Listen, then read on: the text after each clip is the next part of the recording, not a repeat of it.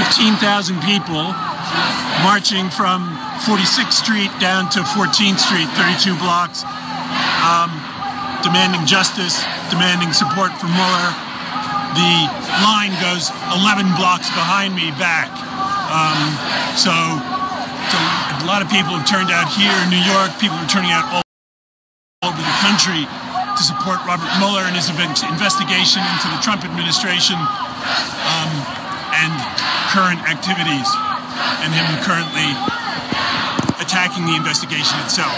So we're out here to protect Mueller, to stand with Mueller, and stand for democracy and justice for this and all future generations.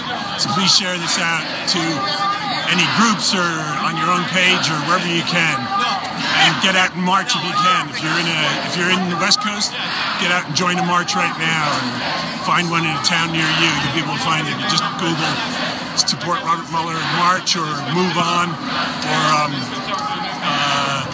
no one is above the law.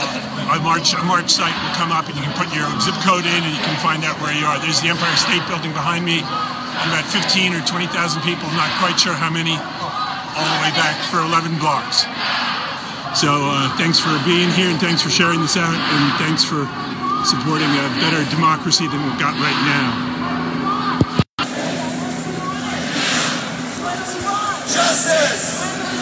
Now!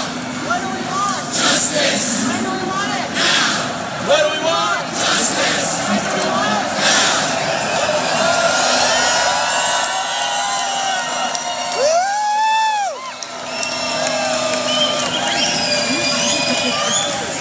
Like 11 blocks.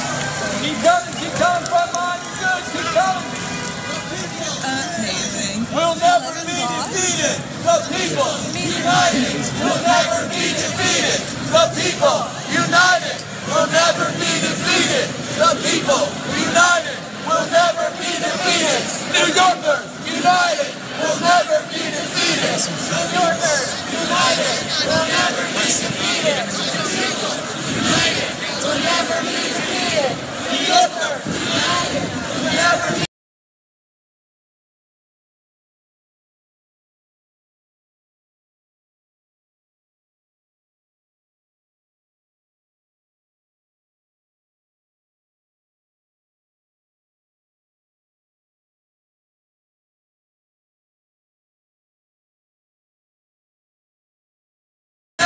defeated. New Yorkers united will never be defeated. New Yorkers united will never be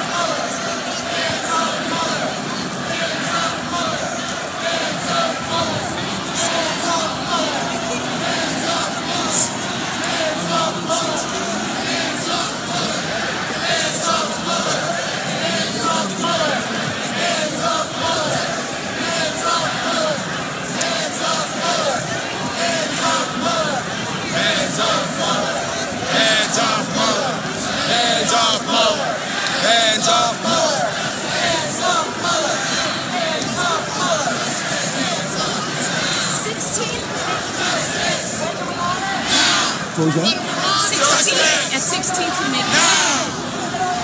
Justice! Now! Justice!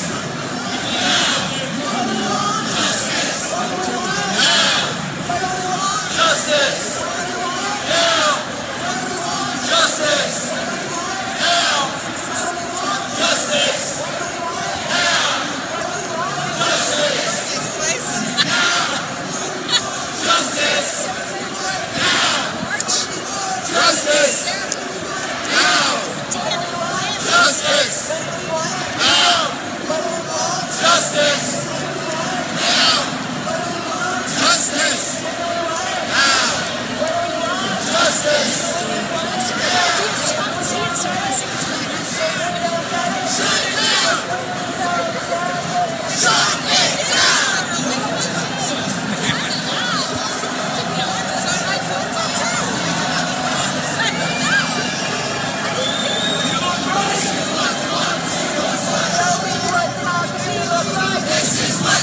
Show me what democracy looks like. This is what democracy looks like. Show me what democracy looks like. This is what democracy looks like. Show me what democracy looks like. This is what democracy looks like. Show me what democracy looks like. This is what democracy looks like. Show me what democracy looks like. This is what democracy looks like. Show me what democracy looks like. This is what democracy looks like. This is what democracy looks like. This is what democracy looks like. Show me what democracy looks like. This is what democracy looks like. Show me what democracy looks like. This is what democracy looks like. Show me what democracy looks like. This is what democracy looks like. Show me what democracy looks like. This is what democracy looks like. Show me what democracy looks like. This is what democracy looks like. Show me what democracy looks like. This is what democracy looks like. Show me what democracy looks like. This is what democracy looks like. This is what democracy looks like. This is what democracy looks like. Show me what democracy looks like. This is what democracy looks like. Show me what democracy looks like. This is what democracy looks like. Show me what democracy looks like. This is what democracy looks like. Show me what democracy looks like. This is what democracy looks like. Show me what democracy looks like.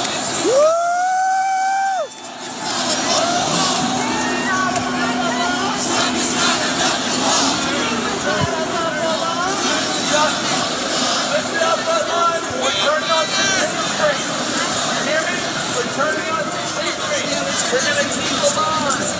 We're going to take a pivot. Turn on 16th Street, okay? We're going to turn on 16th Street.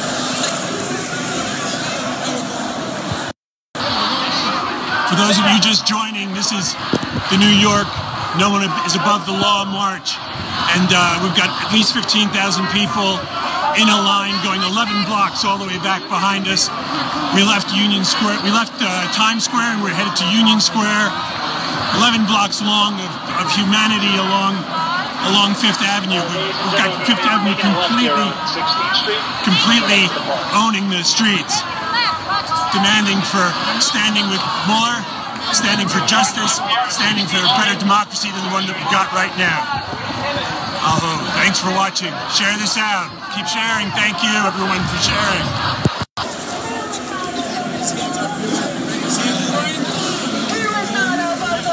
Trump is not above the law. Trump is not above the law. Trump is not above the law.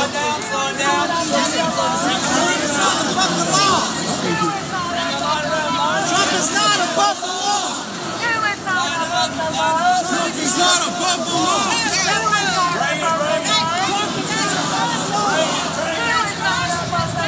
Trump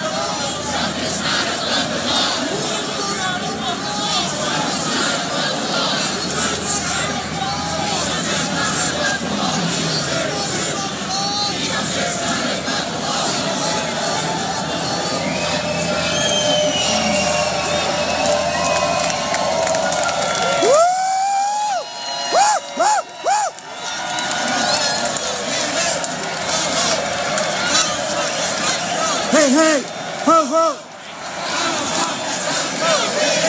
It's a great view from up there.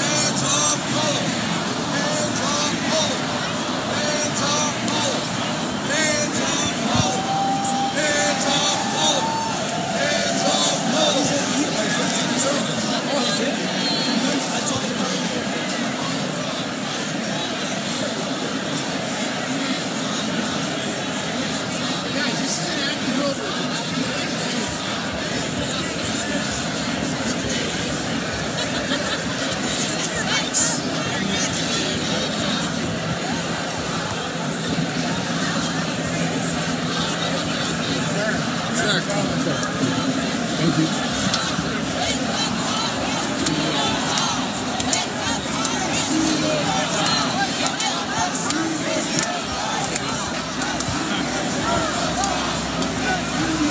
You guys gotta go over there. 10 minutes straight. Wake up, Congress! Do your job! Wake up, Congress! Do your job! Wake up, Congress! Do your job! Wake up, Congress! Do your job! Wake up, Congress! Do your job! Do your job! Do your job!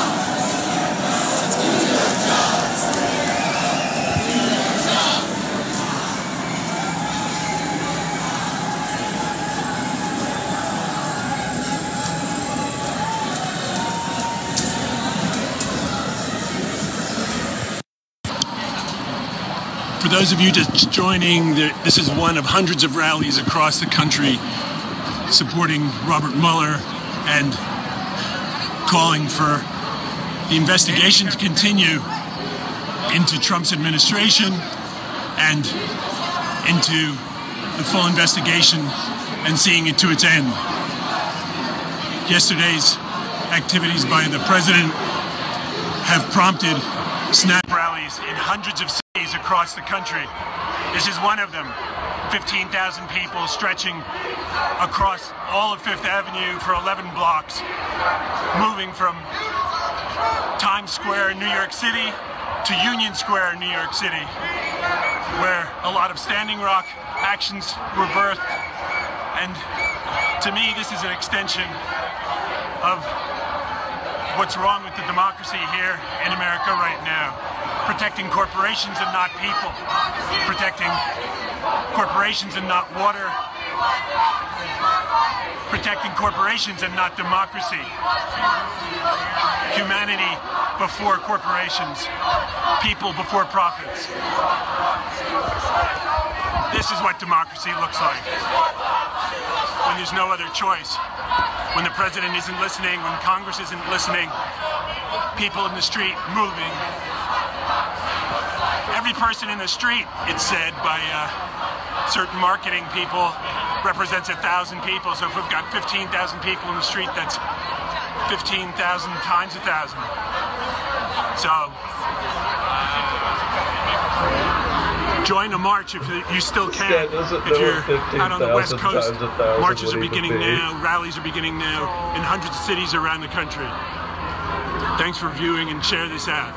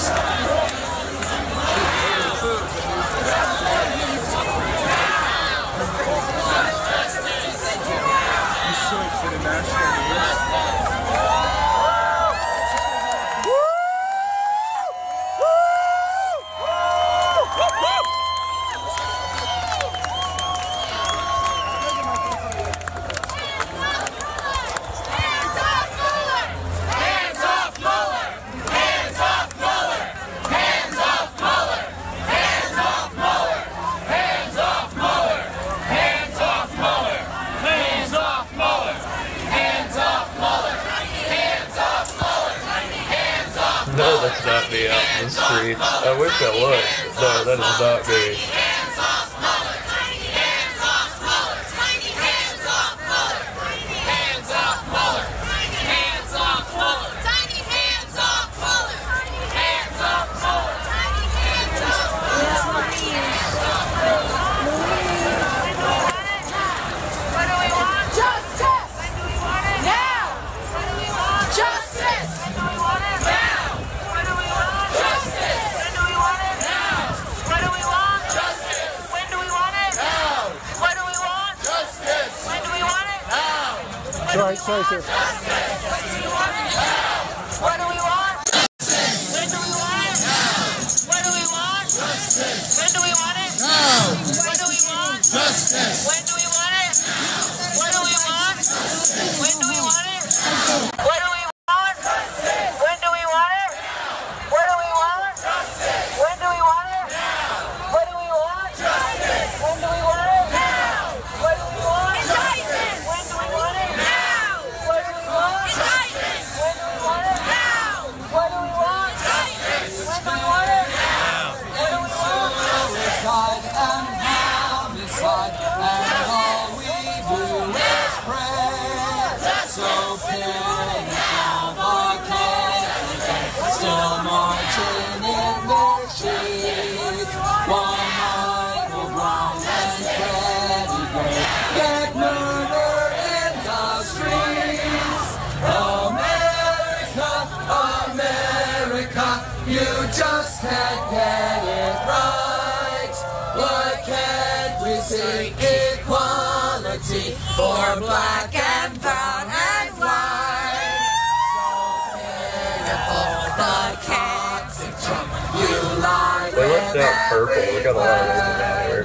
you Russian whore, you stupid Trump. Your cabinet is absurd. America, America, it's just a TV show. It's comedy and tragedy. How could we stoop so low?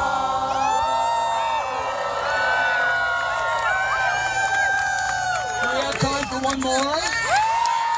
Who's got the hymnal? Number 3, if you have the hymnal and you're singing along at home, number 3, God Help America. 3. No, we don't have any. Oh, we don't have any. Oh, hi, baby.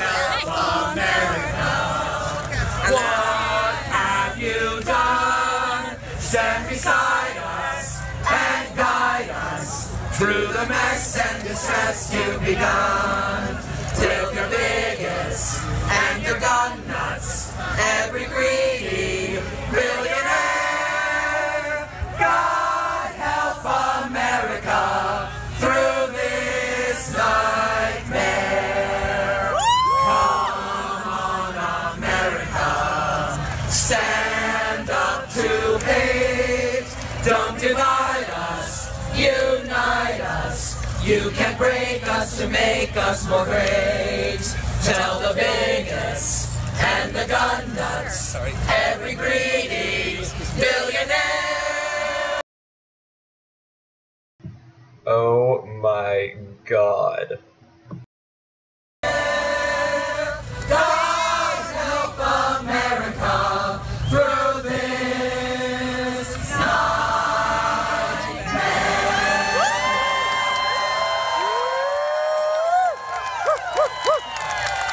Do we have time for one more? Never give someone a mic. All right, number 11. Number 11. We will survive. If you're singing along at home in the hymnal, we will survive. Number 11. Oh, hi. Okay, we will survive. Number 11. What number? So, number 11. This will be our last one. Number 11. We will survive. 1, 2, 3. At first we were afraid. We were petrified by the sight of all those nasty Nazis by your side. And we spent so many nights assuming you were such a clown that you'd go down. But then the Kremlin came to town and you came back with Kislyak. Today you're busy blowing Vladimir to thank him for the hack. We should have changed that stupid vote and counted democratically. You should have known that fools and traitors run the goddamn GOP. Go on now, go! You Russian whore! Just turn around now, 'cause you're not welcome anymore. Aren't you the one who tried to break the FBI? Did you think we'd crumble? Did you think we'd lay down and die? No, no, we will survive. Oh, as long as we are stuck with you, the fight will stay alive. And through every turn and twist, we'll have the courage to resist. We'll survive. We will survive. Hey, hey.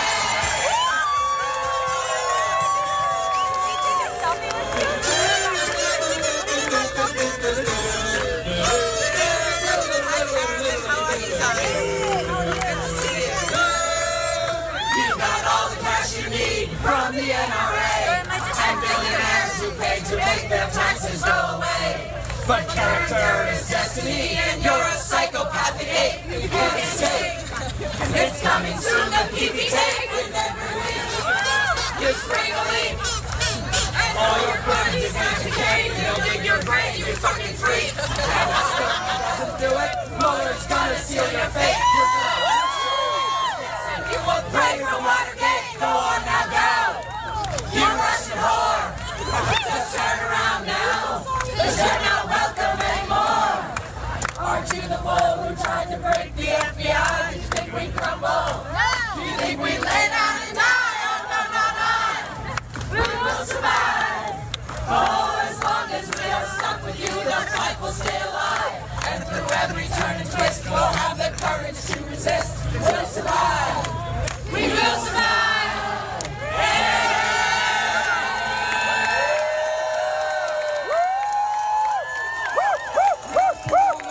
Come sing with us sometime.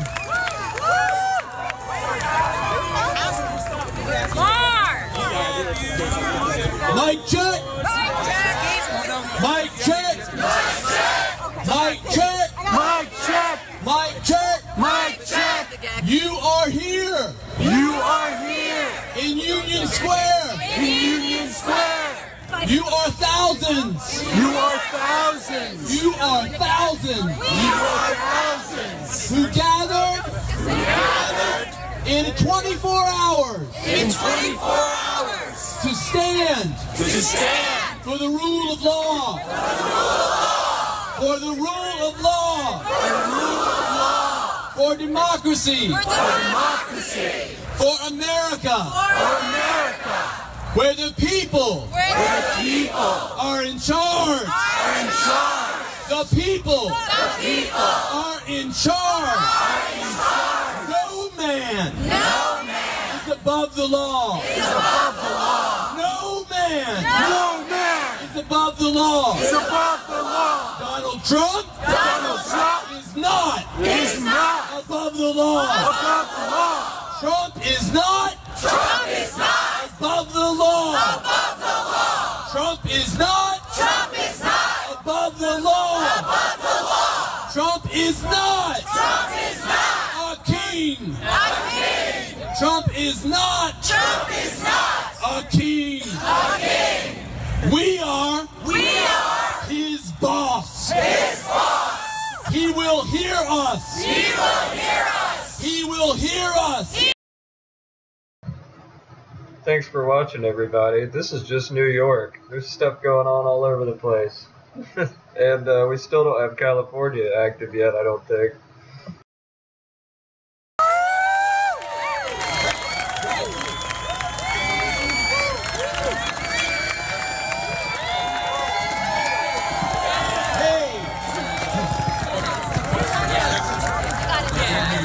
Okay. Can everybody hear in the back? Okay. So now before I start, I'm just going to ask you all to do something that most speakers don't tell an audience to do when they're about to give a speech. And I want you to boo! Because I know how the saying goes. They say, don't boo, vote. But we just voted. And the American people resoundingly reject. Guys, just remember, if my computer craps out, I will be back. Just give it a minute. It happens sometimes, but it seems to be going pretty good now. The law. So I think it's time to boo. But it's also time to cheer. Look, we have a right to feel frustrated right now, but Trump couldn't even give us a single day to celebrate victory in the midterms.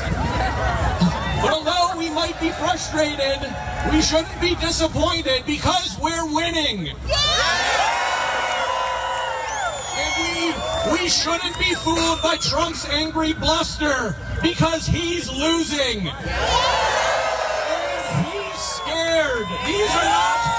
These aren't the actions of an innocent man. Trump might think he's showing strength, but the world sees him hiding in his Führer bunker of Fox News and Fury.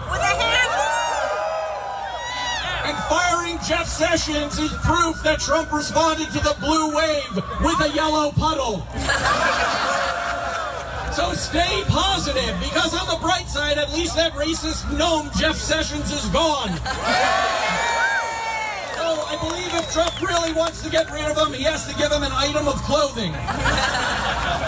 But of course, Jeff's full name is Jefferson Beauregard Sessions, so I'm not shocked that a guy named after a Confederate president and a Confederate general would surrender. But unfortunately, Trump didn't fire Jeff Sessions because he was upset by his discriminatory and partisan Justice Department. He did it because there's only one thing that he's scared of, and that's actual justice. He did it because the only thing he cares about more than white nationalism, and the only thing he cares more about than white nationalism is the white nationalist in chief. And Trump's panicking because the Democrats now have a majority in the House, and he knows that they'll hold actual hearings. He knows that they'll issue actual subpoenas. And he knows that it's only a matter of time before the angry crowd surrounding him are chanting, "Lock him up!" Lock him up! Lock him up! Lock him up! Lock him up! Lock him up! Okay. Trump's feel really good. And Trump's finally getting a taste of his own medicine. But his handlers, of course, have to hide his pills and cheeseburgers, so he's actually getting a taste of his own cheeseburger. But we can't get complacent just because we won in the midterms. We need to keep up the pressure. It's going to be 2 long months before Democrats are sworn in, and because the Republicans have proven for the past 2 years that they're not willing to stand up to Trump, it's up to everyone here. It's up to us. It's up to us! It's up to us. I can't believe they're stealing our chants now. They can't even meme. They have no idea what they're doing. Back before his backbone was buried alongside John McCain, if Sessions is fired, there will be holy hell to pay. Any effort to go after Mueller will be the beginning of the end of the Trump presidency. Well, it feels like the beginning of the end, doesn't it?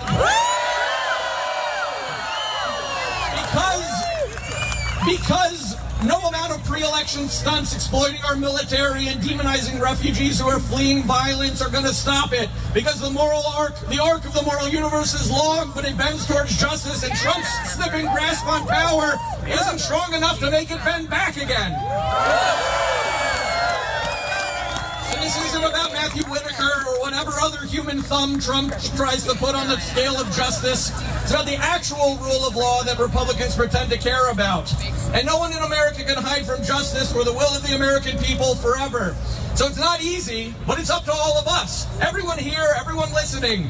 If we can keep up the pressure and keep defending Bob Mueller's investigation, and if the special counsel releases its report before the end of the year, then Trump will at least be right about one thing. We'll all be saying Merry Christmas thanks to him. And finally, since Trump only seems to understand concepts if they're a few words long and rhyme, I've got something to replace jobs, not mobs. Bob or mobs. Yep. Now, it's my honor to introduce the next speaker who climbed the Statue of Liberty to protest the separation of powers.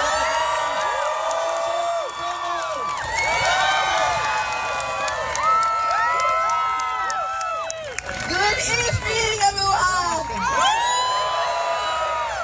Thank you for being over here at Union Square. My name is Patricia Okumu, the woman who climbed the Statue of Liberty. I lost my voice, but I am going to speak up tonight. What we are witnessing is Saturday Night Live massacre all over again. We are here as the people to stand up against Donald J. Trump. You whiny son of a bitch! If you are watching, we are here to remind you, we the people do not want you in the White House. Leave our country alone. Resign! Resign now! Resign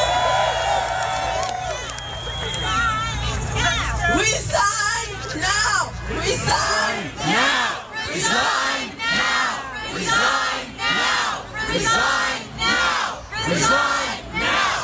Resign now! Resign now! We want the popular vote. Your base is only about 10%. And we were able to show it to you with the blue wave. We are here standing together, united, to say enough is enough. No man is above the law. Isn't that right? I want to thank you for your votes, everyone who came out and voted, because this election was very important. And I thank you for coming here tonight, because together we can overcome this fascist regime. Thanks for the sub, Jess. Lock him up! Lock him up! Lock him up! Lock him up! Lock him up! Lock him up! Lock him up! Lock him up! Lock him up! Lock him up! Lock him up! Everybody, thanks for being here tonight. I want to introduce to you our local U.S. Congresswoman, Carolyn Maloney.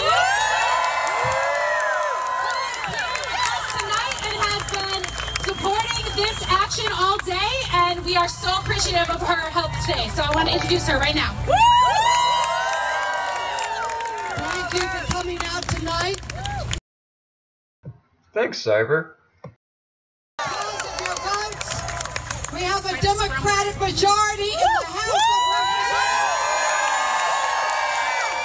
We'll have a real check on the White House.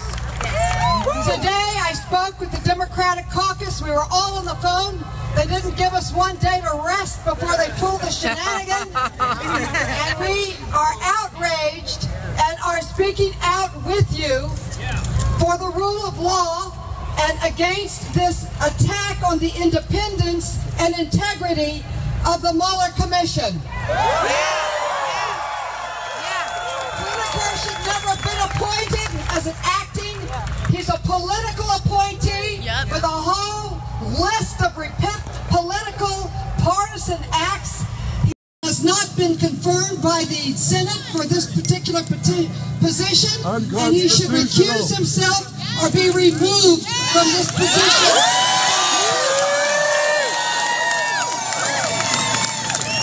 It's going to be a long 2 months until the Democrats take over and can have legitimate hearings, but they are getting ready.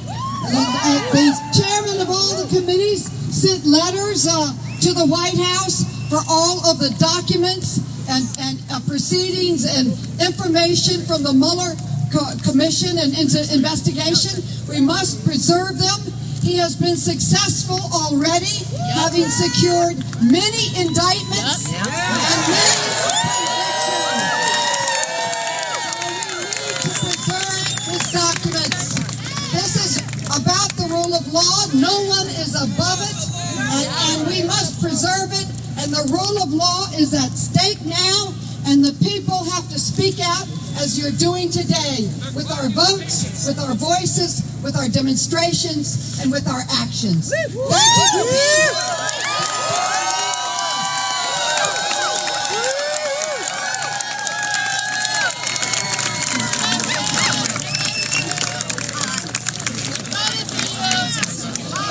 All right, everybody, we have the young people here with us tonight.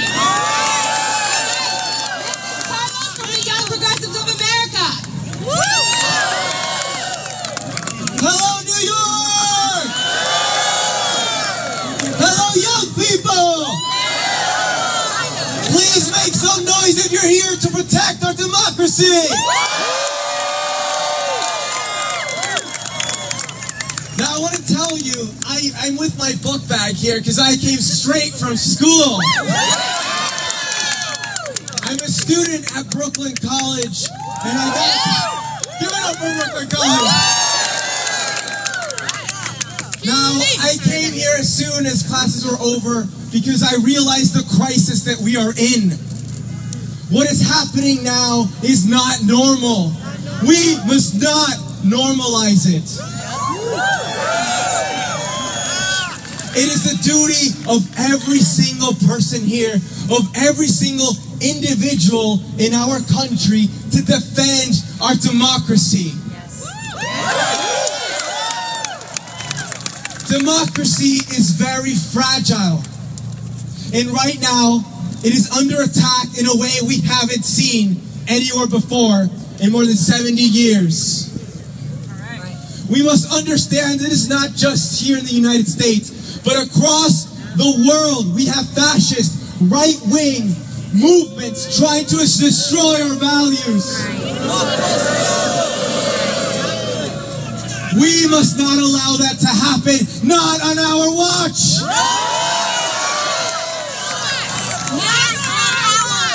Now, I have a message to so many students and young people. You have so much power. But we have to ask ourselves a very important question. What future do we want? We have to understand that we are living in a pivotal moment in history. People will look back at this moment and ask us, what did we do? Did we stay at home? No. Did we stay silent? No. Or did we speak out? Yes. Did we reuse our voices? Yes! Did we vote? Yes! Did we march? Yes! Did we protest? Yes! Do we believe in a better society? Yes! A society in which everyone is respected. Yep. Yes. In which we respect the dignity of each individual. Yes! One in which no one should live in fear for who they are. Yes! Or what their status is in this country. Yes! Let me make this very loud and clear. No human is illegal. Yeah.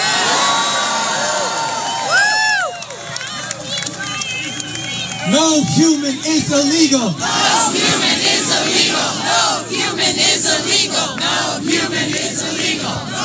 Now to wrap it up, I just want to talk a little bit what's happening at Brooklyn College to inspire you all a little bit. Students, for the past month, have been rallying. We have been organizing against fascist right-wing views, sexist views, racist views that are threatening the fabric of our democracy and our values. Hundreds of students are rising up across this country, rejecting the status quo, rejecting the racism, the homophobia, the sexism, the xenophobia in this country, because we believe that we are stronger than that as a society. We believe that we can be better. I believe that we will win. I believe that we will win. I believe that we will win. I believe that we will win. I believe that we will win. I believe that we will win. I believe that we will win. Hello! I am just one organizer. I've been involved in 4 marches. I am a stay-home mom in Connecticut with a son with autism, putting kids through college. And every single one of you out here tonight is making a difference. And let's keep doing it. Plan marches in your hometown, on your block. Make a difference. You know what? We're making a difference, and keep doing it. Thank you.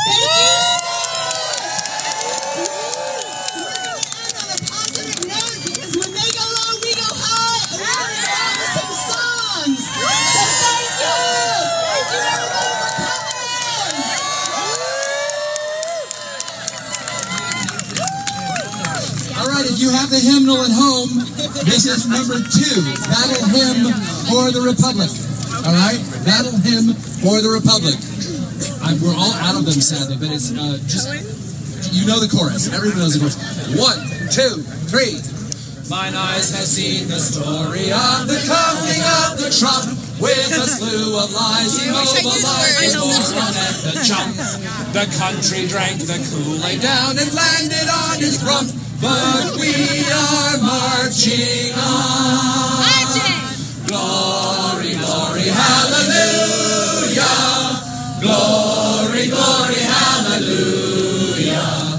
Glory, glory, hallelujah.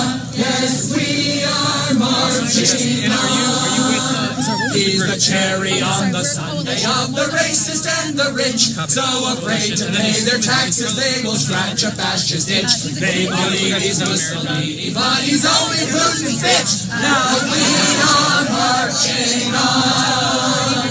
Glory, glory, hallelujah. March. Glory, glory, hallelujah. In place. Glory, glory, hallelujah. Yes, we are marching on. We will someday learn the lesson this catastrophe can teach. We will say goodbye to liars and the hatred that they preach. Yes, we'll dance from coast to coast. David Chino is impeached. Till then, we're marching on. Glory, glory, hallelujah. My name's Shannon. Glory, glory, hallelujah. Glory, glory, hallelujah. Because we are marching on.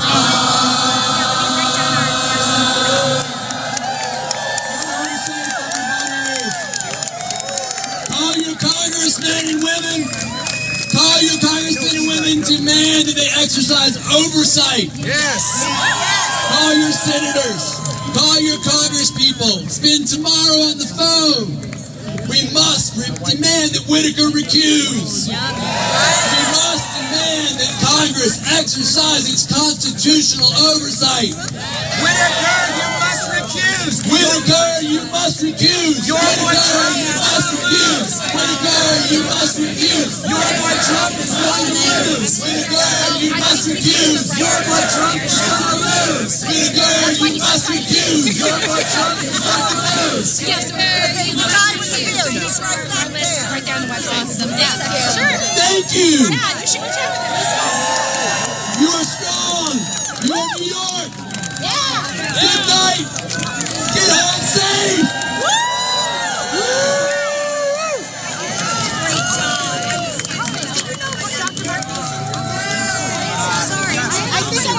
If you know about the current on how to get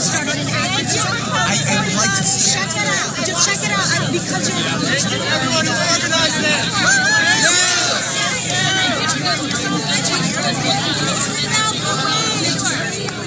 My name is Shannon Stagman. I'm with the Fire Station Festival, and I'm here tonight at the fourth event of the militia. Okay, can you tell us about how many people are here tonight?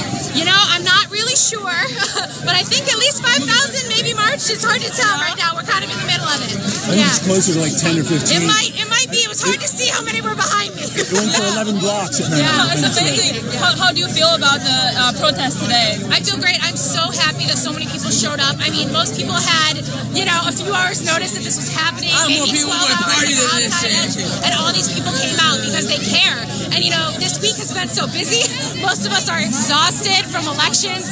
We were thinking we were going to take a couple days off maybe, but no, we're not taking any time off, and we're going to thank you, and we're going to show up whenever we need to, and that's what the message we wanted to send tonight, that we're paying attention. They're not going to catch us sleeping. We're on guard at all times. That's amazing. Thank you. Thank you. Thanks for coming.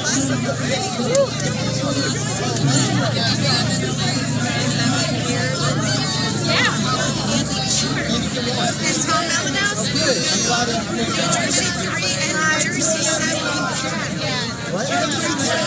Oh, you were every night until they're gone. I wrote for Phil Bredesen in Tennessee, and so he runs along, but Andy can't. I'm with you. We're gonna be pressured.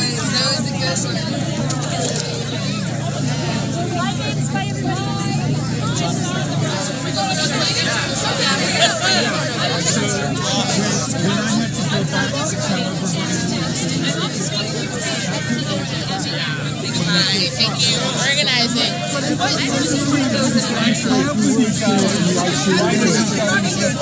Across the country, a lot of youth from Standing Rock watching, things like that. And so, my message here is that it was incredible, the turnout, the thousands and thousands of people who showed up here in New York City, but also across the country, rejecting Trump's attack on our democracy. It was beautiful seeing how many young people were fighting, because at the end of the day, the moment is now for us to rise up. We cannot allow our future to be destroyed. It is on us right now. It's our time for us to act. And right now, we're seeing the youth voter turnout was incredible on Tuesday, but we must also march. We must be in the streets. We must organize. We cannot allow Trump to win in 2020, but we must also fight systemic issues every single day. And that's how we're going to create a better America for all of us.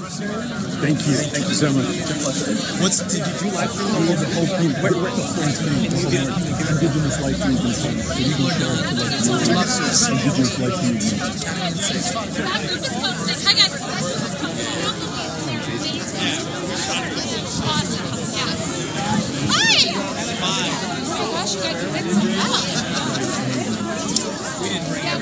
We think at least 6,000 were marching. So this is my argument. Perfect. I'll definitely share. Thank you so much. Carlos, very nice to meet you. Like 12 hours. Can I get a few words from you to live stream? Indigenous Life Movement page. It was birthed out of Standing Rock, and so people are watching the whole thing. I'm live streaming the whole march. Yeah, I'm Justin. This is Rob. Hi, guys. What brought you here tonight, and why are you here doing this? 3 of us helped to organize this event, right? And we're very much concerned about. Let's get on. Yes. Help Kevin finish up. Lodi coming through. We wanted to make sure that in the event that Donald Trump took action to interfere in the Mueller investigation, that the voice of the people is heard. At this point, we have to demand that Congress exercise its oversight. We have to demand that they pass legislation to protect the Mueller investigation, protect the independence of the special counsel.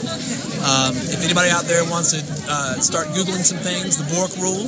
It's time for the Bork Rule. Say that again. The Bork Rule. We need to demand the independence of this investigation.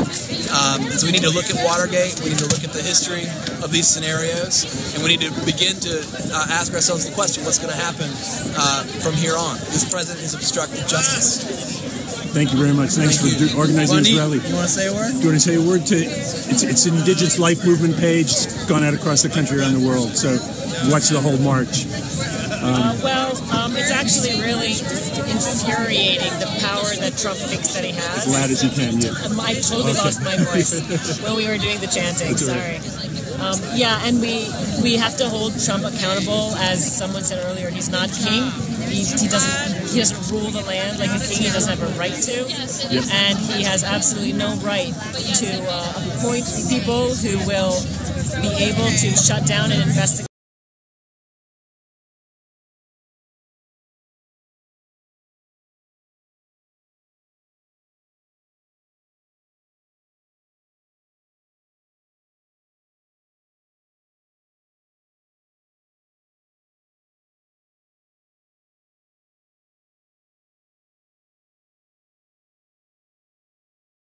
People who will be able to shut down and investigate.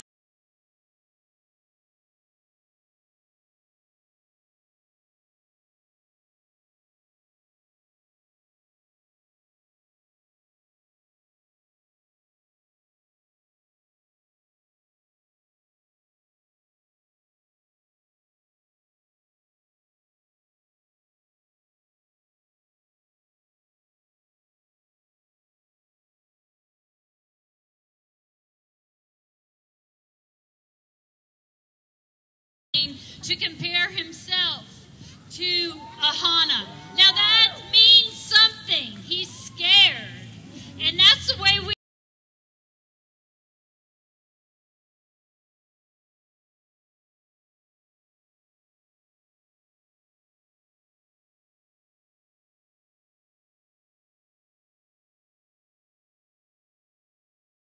people who will be able to shut down.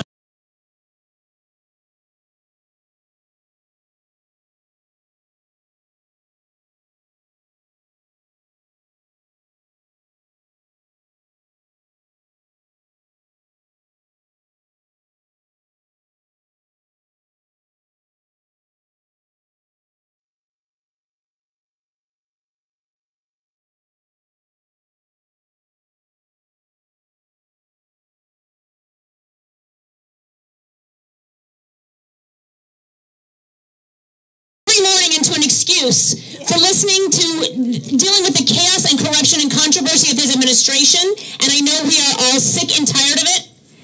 He's had his turn. Now it's our turn. Mr. President, thank you very much, but we've got it from here. Thank you. Good evening.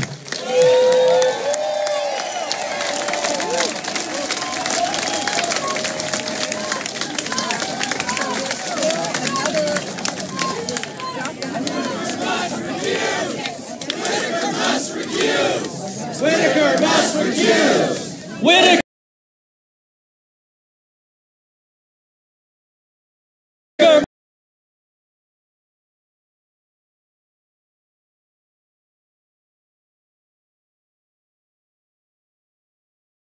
The Constitution. You people are the most anti-Constitution people there are, and you want to cite the Constitution to us. The hypocrisy runs deep in this one. The hypocrisy is deep in this Jedi.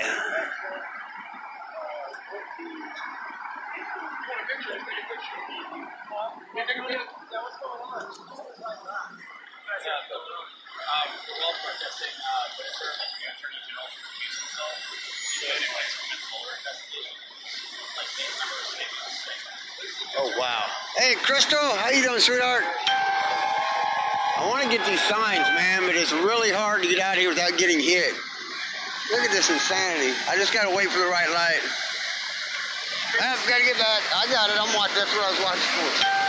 That light to change. No one's above the law, including Hillary, right?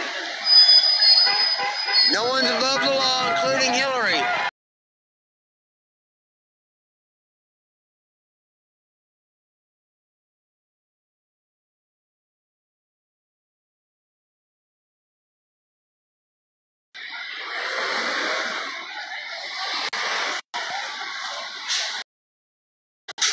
Justice for all. Including Hillary.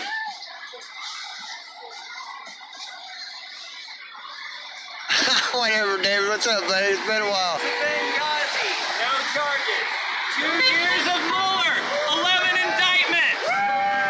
no charges because they didn't file charges. She killed them men in Benghazi, and you know it, and everybody here knows it. They proved it. They sent them in no help. Yeah. Why didn't they indict her? Because it wasn't Republican-led. Yeah, it was entirely led by Republicans. You're absurd. Everybody. Who led it? Tell the 5 men that came here and told the story what happened there. They're lying. Then who You led anti-American the trash. investigation? You anti-American trash. Comey led the investigation, and he's on Hillary's fucking pay list. You brainwashed fools. So nobody died in Benghazi. Our men weren't killed in Benghazi. Is that what you're saying? No, I'm saying that Hillary Clinton didn't kill them. She didn't send them any aid. They called for help and she did nothing. Just like Obama did nothing. She's the Secretary of State, not the leader And of security. it's her job. She makes the call. Send men over there. That's all she had to do. Get out of her bed and make a phone She made call. no calls that night. The Republicans who investigated her for 3 years could not find any evidence she'd done anything wrong. So, you mean, because 2 years all the emails. 2 years of Mueller. What happened to all the emails? What happened to all the emails she got rid of? I don't know. What was on them? Obviously, I don't know. Who cares? You don't care because you don't care about this country. Brainwashed fucking idiots. I'm in fantasy. No, you're a brainwashed little commie, dude.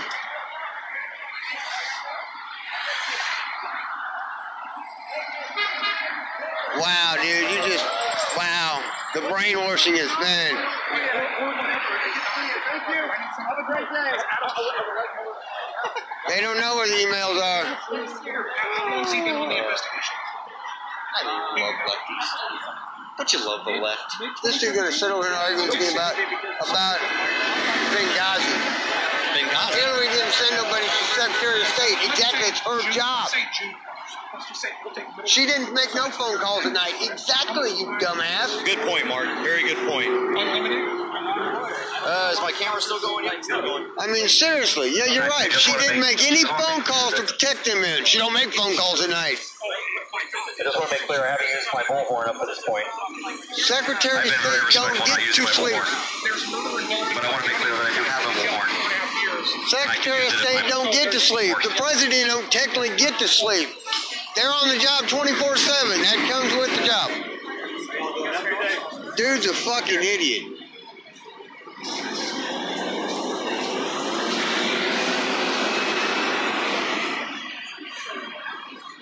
What happened to the... Yeah, I know, Russell, right? I don't know. Yeah, exactly. Can't help the brainwashed. I mean, some are just lost.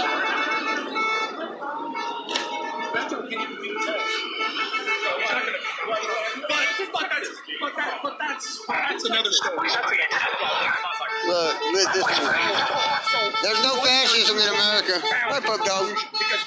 I am hoping nothing is found. I agree. Let's stop American fascism. Let's change our education system. Get rid of a liberal education system. Go to a homeschooling and private institutions. Get rid of the educational system. Get rid of the lies. They tell me Thomas Edison created a light bulb. Thomas Edison ain't created a bitch ass thing. Get rid of the lies. All right, people, Nikola Tesla, man. But Thomas Edison did create the condom. He didn't. And he created electric chair to fire your ass. All DC electricity, which he used to I made that last statistic up, by the way. Thomas Edison ain't know about think about it. They teaching me he invented a light bulb. They need to get rid of lies in school. They been lying to me. They lied about the whole fucking history. I don't know. I know what's going on with the sound. I really don't. I'm trying to get it to work. He created no bitch ass light bulb. He created the goddamn electric chair to fire my bitch ass. I want to check it out better when I get home. When I get home on my computer and I can watch the live feedback, I'll be able to figure out what y'all are hearing because I can't hear what y'all are hearing. Let's get rid of it, baby. Overhaul, redo This dude's a little off his rocker. Make America electric. Not as bad as yesterday's nut job, but you know.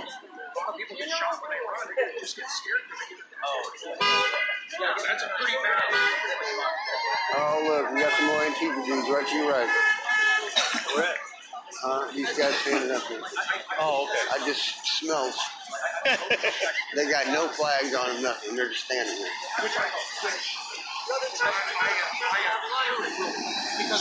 I know, he's just, I know Roxanne, he's hilarious. Man, I've never had this many viewers. Thank y'all share this, please. You know, I know that it's an etchy video or as far as the sound, but share it.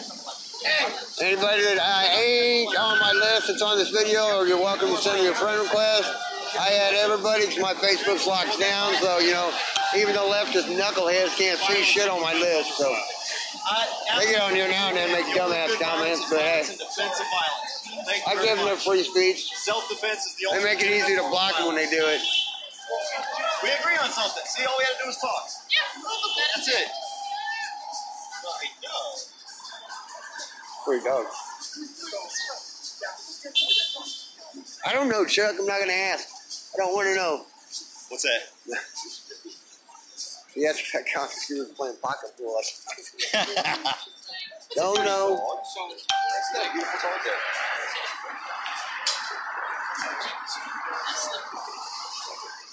Thank you, Connie. Man, the entertainment never stops. Yeah. Oh, they got another an audience. They've got another one planned. I feel like I should do a comedy trick or something. Like start giving some. They've got another thing planned for the 13th, dude. So they had probably, I would say about 400 people here today. I'd say about 400. I don't see a big 40. Yeah, I counted 40. Maui, Rini, wow, well, aloha. I didn't say 40. You only had 40? I counted more than that. I counted like 400. Sorry, Eric. Did I count everyone? Marcia, we're in Austin, Texas, City Hall. Down at City Hall, it started about 5 o'clock, man. I can go back to my live video and bring up the count the brown ones. 400. What's that? Did you count the brown ones? No, what do you mean brown ones? Just wondering if you counted the brown people. Brown people? Yeah. I counted people. Okay. Yeah, I counted people. That includes pretty much. I don't understand how you see people differently like that. You don't understand color? Are you a racist that you see people with colors? Because I saw people here, but I didn't, unlike you, I didn't even notice what they look like. I don't pay attention to that kind of stuff. Amazing. That's pretty cool. It's weird that you would focus so heavily on race. Do you have white guilt? No. Are you sure? Aren't you supposed to have white guilt? No. Okay. That's not the kind of fucking moron. Just ask CJ when he counted how many people here, if he counted the brown people. I frankly didn't know. I mean, really? I don't know what you focus on color. Typical liberal. Focus on the race. Who would you consider to be a brown person? I don't know. I'm kind of tan, dude. I'm a little dark. I'm kind of brown. I got freckles. That makes me partially brown.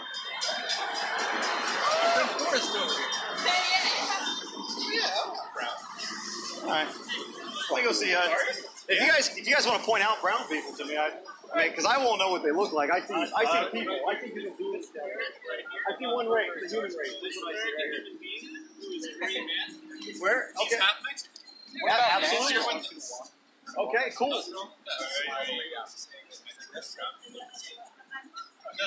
Oh, Jerry. You happen to be a mixed person. I happen to be. All right.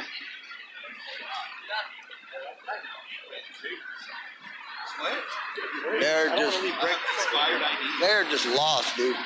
These poor people, they can't handle it. My flag. We'll walk back the other way in a minute. I can't, man. They're more than a plague. They're like a bad, it's like the Black Plague. Was it like 18th century, the Black Plague that killed so many people? Yeah. Like a Black Plague zombie apocalypse in this town.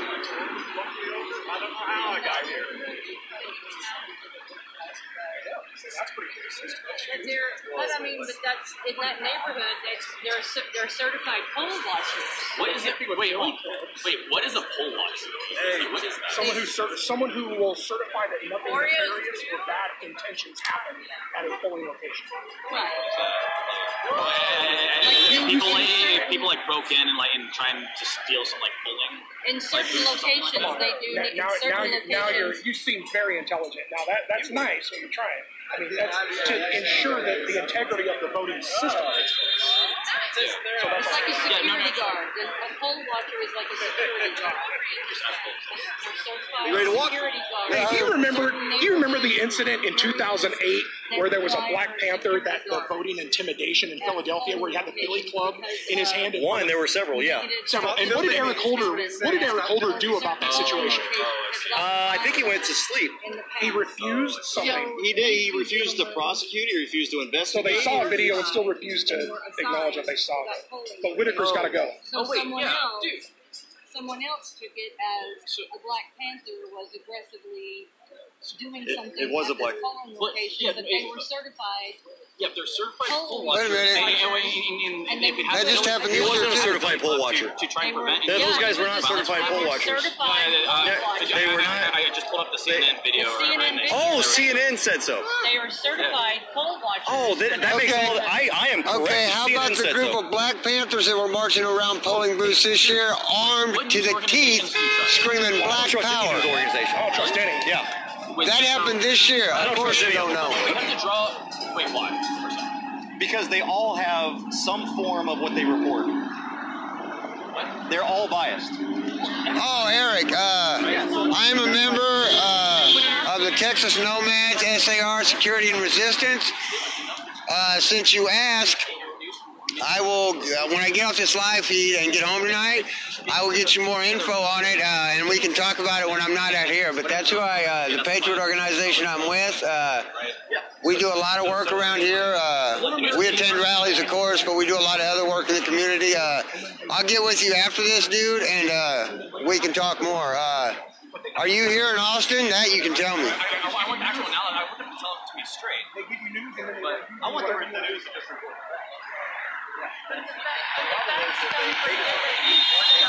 The facts come from your source, and your source is the people. Right. That's why I don't trust the media. Yeah, just a little bit, Cindy. Yeah, I know. That's why I don't trust the media. There are such things as facts. There's realities. But your facts.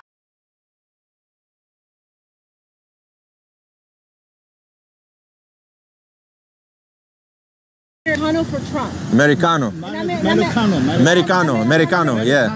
Yeah. Americanos. You are Americanos. Yes. Americanos. Yeah. Yeah. We are Americanos. You're all both. Yeah. We're both Americanos. Yeah. We're bilingual. Where our parents come from different countries. Well, not really. My parents. But yeah. So we speak Spanish. We speak English. We wanted to send a clear message to let them know that, believe it or not, whether you like it or not, there are immigrants out there who support their president. There are people that speak Spanish that obviously support their president. And we want to send this clear message to the people that are trying to come here illegally. There, you are illegal. Here, legal. Yeah. So please. Yeah, I wouldn't be on this corner right now if I wasn't. We're legal. Have a good day. So they can throw us out Right. because we're illegal over there. Yeah. Do you understand, like, Americanos, like, what we're trying to say? Americanos, I don't know, but the lady just told me it means Mexico American. It means American. No, not Mexican American. No, it means American. It's if you're from a Latin, Spanish-speaking country, and you came to this country, and you want to represent this country, but not the country that you left, then you say that you're American. But if you speak Spanish, it'll be greater to say that you're Americano. Americano. Americano. Americans who speak Spanish. Yes. It's the bilingual movement. Language. Right? Yeah. Where are you from, sir? I'm from China. You're from China? Do you like President Trump or no? Do you like President Trump? Yes. Yes. All right. Why do you like President Trump? I think Trump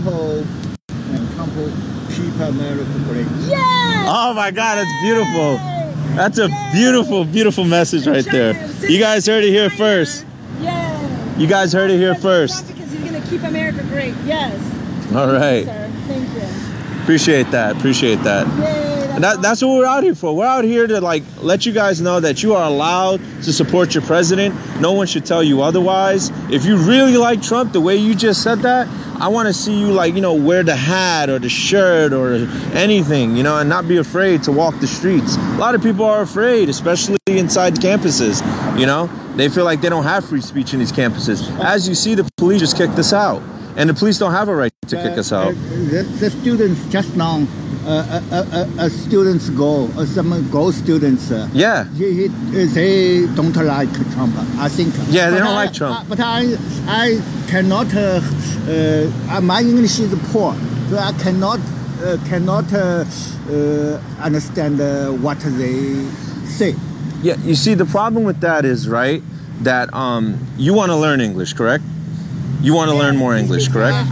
No, but okay, so you want to improve in English, right? Yeah. And the problem right now is we're not saying to anybody that we need English to be the national language. We're saying whatever language you speak, you're on your own, basically. You learn it if you want.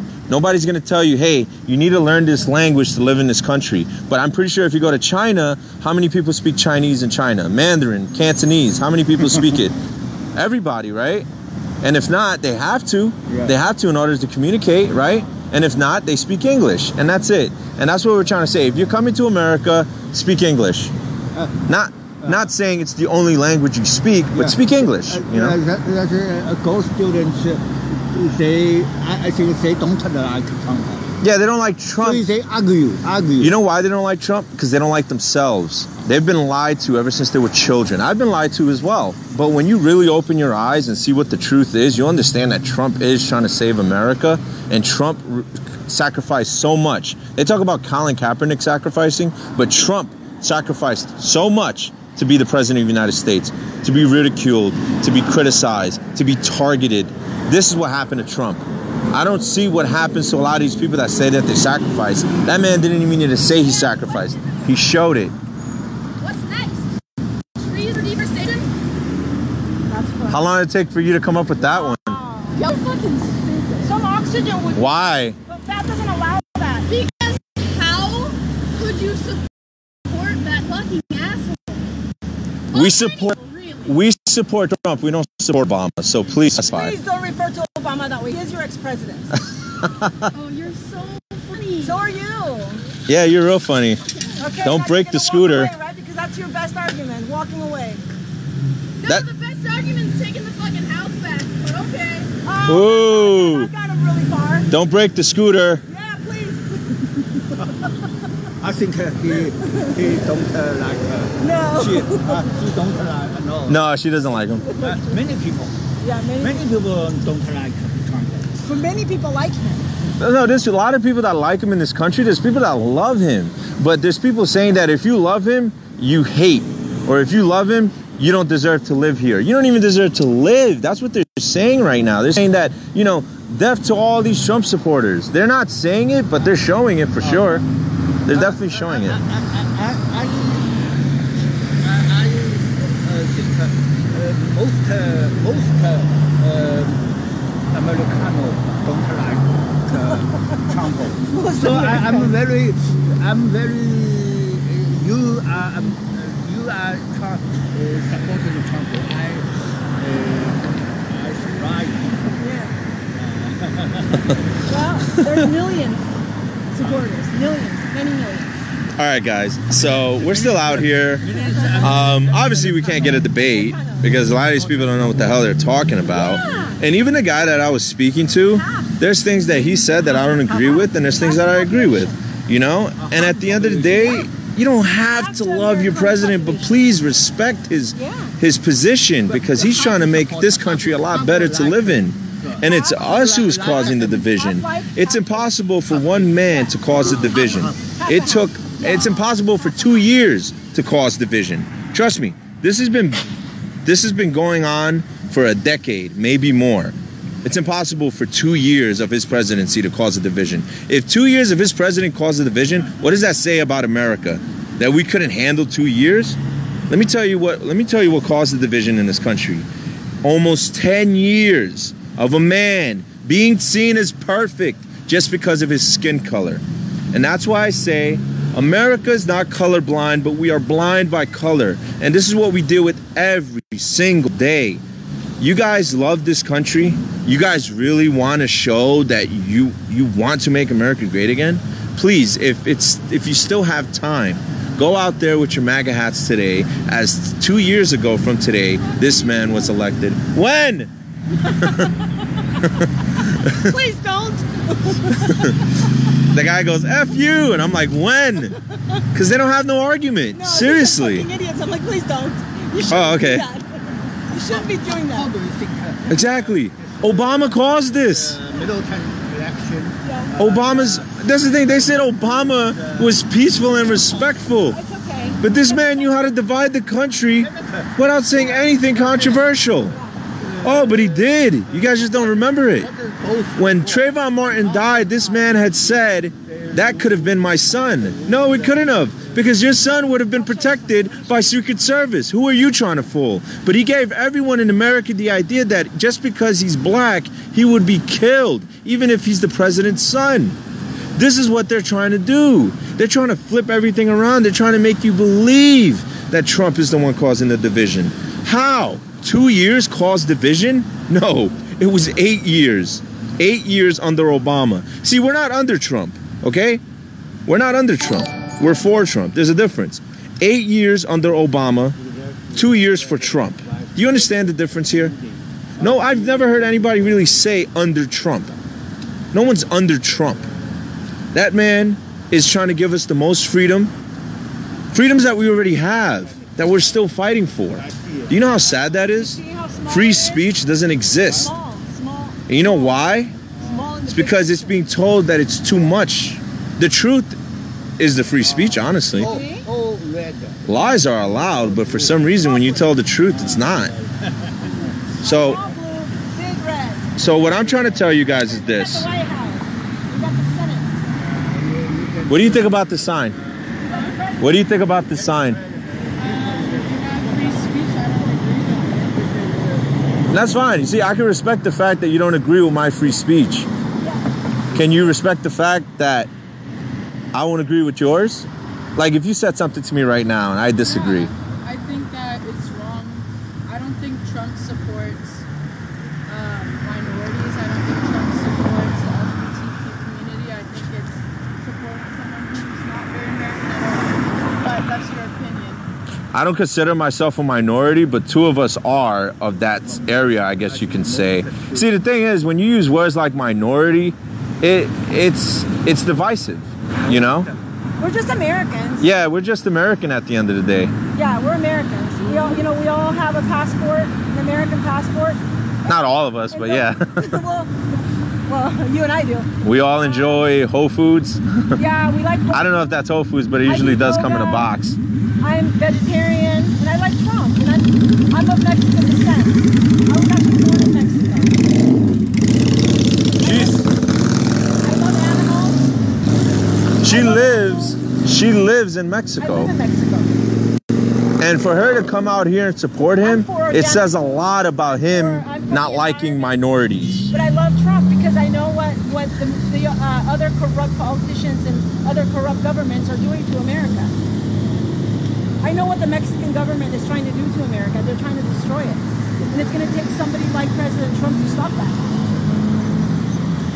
He's already stopping it. Oh, we're just conversing. Yeah.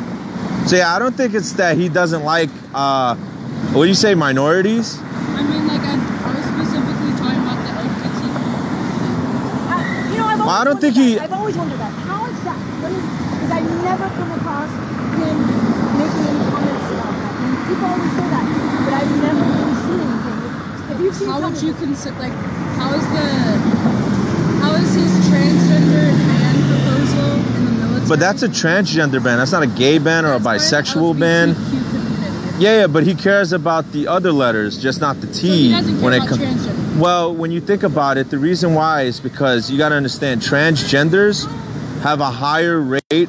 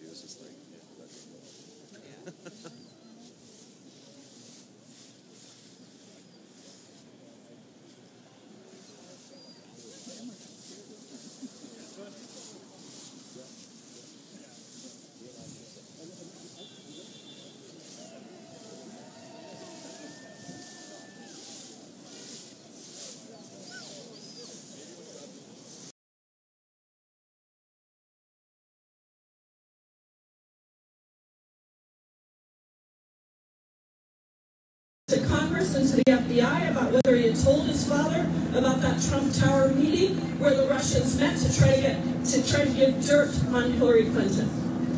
And who do you think defended Don Jr.'s actions? Whitaker! You got it! You are a smart crowd. Matthew Whitaker, the appointed acting Attorney General for the United States. So Seattle, I say all of this, and I usually don't do all of this in a rally speech, but I think it's important that you know what we're talking about, right? Right. This is about the fact that Matthew Whitaker is never going to be somebody who will stand up for democracy and stand up for our Constitution. Is not somebody who has shown that he can display the kind of courage that he needs to take on anyone, including the president, who tries to put himself above the law. And so that is why this is the red line, and it's up to us to do everything we can to stop it. Whitaker should immediately recuse himself. He should turn it back to Rod Rosenstein. I don't think he's going to do that. So here's what we're going to do as Judiciary Committee Debs. First of all, we have already sent letters to all of the key officials saying, preserve and protect all of the documents, because we really need all that paperwork. Secondly, we are working immediately with the minority to try to get the Special Counsel Protection Act passed in a bipartisan way. It actually got passed in a bipartisan way in the Senate, but Senate Majority Leader refused to bring it forward for a vote. So we have to go back and say that protecting our democracy and standing up for our Constitution is not a Democratic issue. No. It is an American issue. Yes. It is a Republican issue. Yes. It is an independent issue. It is an American issue. Yes. And so Republicans have to come forward and help us. And if they refuse to do that, then what we're going to do is we're going to demand that it gets passed as part of must-pass legislation that we will introduce, that we have to pass in early December. And I hope it doesn't come to that, but that's going to be the next fight. And if that still doesn't work, then guess what happens in January? Democrats take back the majority. We have subpoena power. We have the authority to conduct investigations. And we can stand up for our democracy, and that is the plan. So, they think you're going to get tired and maybe it's one rally today, but are you ready to stand up? Yeah! And what do we do when our democracy is under attack? We fight! Stand up, fight back! What do we do when democracy is under attack? Stand up, fight back! What do we do when our Constitution is under attack? Stand up, fight back! What do we do, Seattle, when our country is under attack? Stand up, fight back! Thank you all so much for being here.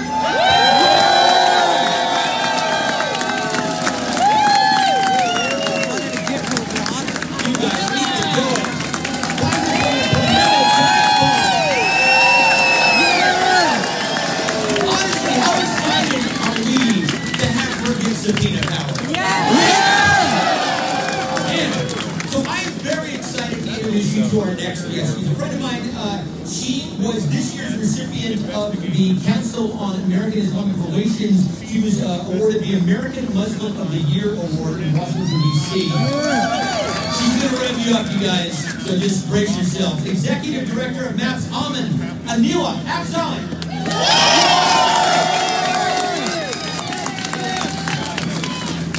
Assalamu alaikum and peace be upon you all, sisters and brothers. I want to start by acknowledging the tribal land that we are on, and also to take a moment of silence to remember and honor and send thoughts and prayers to the families of the 12 victims killed and the others who were injured early this morning in Thousand Oaks, California, and in violence elsewhere across our country and across the globe. May peace prevail. Bear with me for a moment.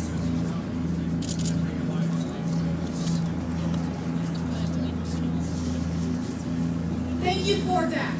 The mass shooting attack in California was yet another example of violent white male criminal. Not a caravan, not immigrants, not refugees or people of color or Muslims. As John Lemon recently recognized, statistically, the largest source of threat in our country is from white men. But that is not the narrative that is often heard or pushed in media, entertainment, or popular culture. But that's not what we're about here today. That's not what we're talking about. Putting all of that aside, we are gathered here today for a different reason. I wish we did not have to be here. And I know many of you and many others, we thought we would get a short break after the elections, at least for a short period of time. But unfortunately, there is no rest. There can be no rest when we are heading toward a potential constitutional crisis in our country. And just to be clear, what is happening is not normal. This is a move toward the dramatic events in 1973 with the so-called Saturday Night Massacre that happened then, when President Nixon ordered the firing of a special prosecutor, Archibald Cox. Now, the president has the authority to fire and replace his cabinet officials. There's no doubt about that. But the president does not have the power to attempt to end or interfere with investigations of himself, his campaign, or his administration. That is an abuse of power by the executive and obstruction of justice. And there is bipartisan support for the Mueller investigation to continue. This is a U.S. inquiry into alleged Russian meddling in our country's election, and the forced resignation of the Attorney General and the appointment of an open critic of the Mueller investigation to now oversee that investigation is just plain wrong. This is an effort to undermine the investigation rather than allowing that investigation to continue undisturbed. And such interference would be obstruction of justice. And I actually invite all of you here, but also all of those who are on the center, in the middle, on the right, to also join in demanding that no one, not even the President of the United States, is above the law in our country.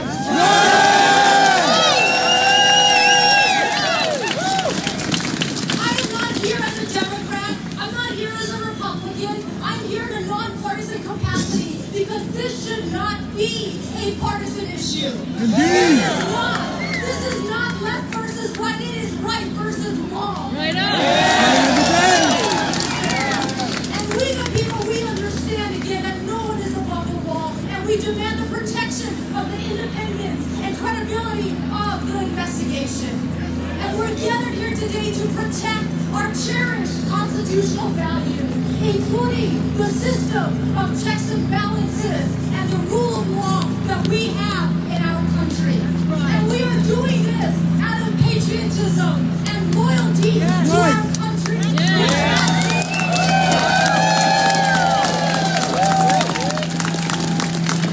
That has to rise above the tribalism, party politics, or being beholden to foreign interests, foreign countries.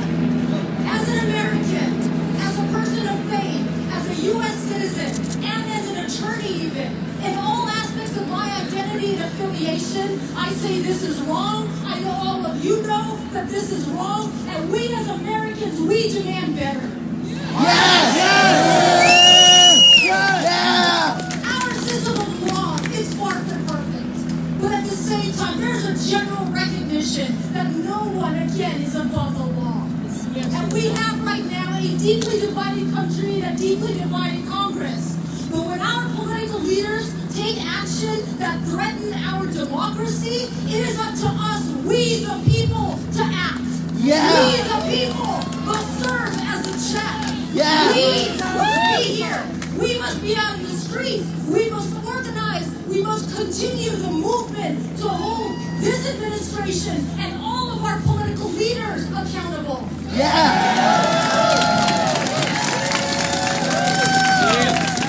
They work for us, you and me.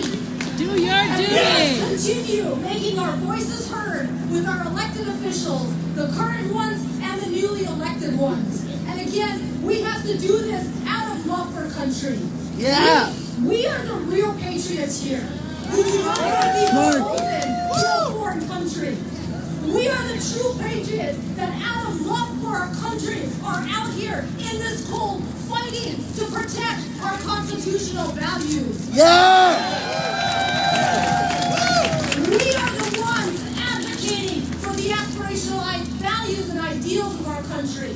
And we are raising our voices to do all of that today. And we will continue to do so to protect the independent investigation and our values as Americans. So are you with me? Are you with me?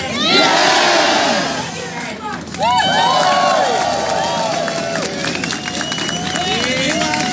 Everybody, did I lie? Is he amazing?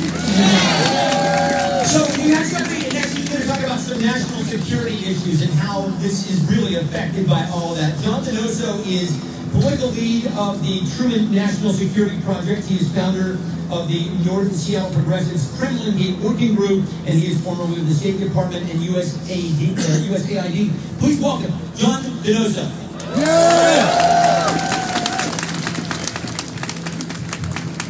Hi, folks. Friends, patriots, fellow Americans, I am so proud to be out here with you this evening. This is a crisis, a series of events which we have never seen before in the history of our republic. But I'm going to make a case to you tonight that it's something else. Russian leadership considers themselves in a war with us.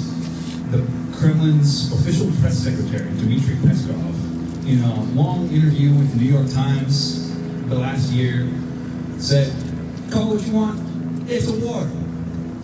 The Kremlin's official military doctrine defines the United States as their main enemy.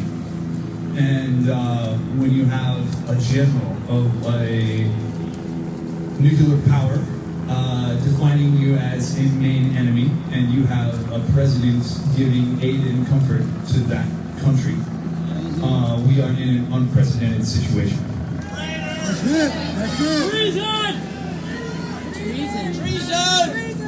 I'm going to say that Russian leadership considers this conflict with us to be existential. They think that the world is not big enough for both our liberal democratic ideology and their ethno-sectarian mafia ultra-nationalism. And you know what? They're right.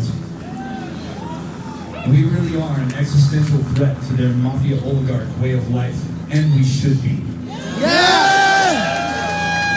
They have correctly assessed the tides of history are turning against them, so they resolved to do something about it. They're leading an international fascist revolutionary movement, using an updated version of the old Communist International toolkit built around hacking and fake news propaganda and espionage. They have an ideology which directly opposes and is mutually exclusive with our own. It's their new national idea. It hasn't completely worked, but their cyber Pearl Harbor has worked better than even most of them thought it would, and they're not going to stop. That's what we're up against. That's what we're up against tonight. It follows that because Russian leadership considers themselves at war with us, it is appropriate to consider ourselves, in some sense, in a conflict with them. It's not primarily a hot war, thank God. Although in some places it's hot a bit, so maybe it's Cold War II. Neo-fascist boogaloo. I don't know. In any case, we need to take it seriously, we need to treat it accordingly. That means responding to Russia's attacks on us forcefully and creatively, using sanctions and more creative approaches, containing their influence around the world through diplomacy and all means available to us in support of our liberal democratic allies around the world, in Europe, and in the Middle East, and in places like the Philippines, where Russian influence has started to increase after being absent for decades. We need to make sure that we make common cause with liberal Democrats everywhere and recognize that we are in the same fight, the same struggle, up against the same enemy, in defense of the same values, everywhere in the world. Once we recognize what we're up against, we can call things by their relevant names without fear. First with ourselves and then more widely as appropriate. Let's be clear. Putin's regime is an adversary. They are fascists. Their primary export is corruption. They are trying to use hacking, propaganda, and espionage to destroy liberal democracy around the world. We are in a war. Their puppet rulers are quislings. Those who support them here are traitors. That's right! It is necessary to call things by their relevant names in order to think about how to counter them. And we must not be shy in doing so. That's right. We must not be afraid to do so. From there, both domestically and abroad, we must stay focused on the opposition, Putinism and its sycophants, on the extremes around the world. We must research it. We must call it out. We must investigate it. We must prosecute it. We must sanction it. We must boycott it. We must organize against it, legislate against it, protest in it, fight it in the courts and online, and generally employ all legal means at home and abroad.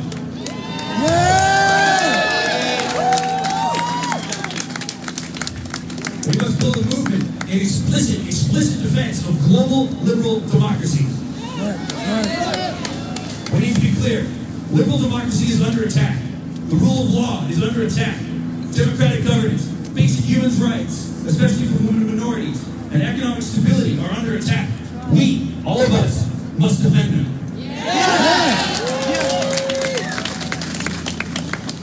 Yes, we must stay focused on all the domestic issues we care about, from tax equity to improving our healthcare system, but not just because it's the right thing to do.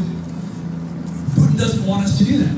Putin does not want us to pass policies and laws that make us strong. Putin doesn't want us to have internal stability, good healthcare, strong education, a functional economy. No, none of that. And we should do we should advocate for the policies we advocate for, in part because they are necessary for national security, and our enemies know that, and they don't want us to do that. He doesn't want us to reinforce and reinvigorate ourselves. He doesn't want us to engage in democracy, so that's what we should do. He really doesn't want us to fight corruption, so we should definitely do that a lot.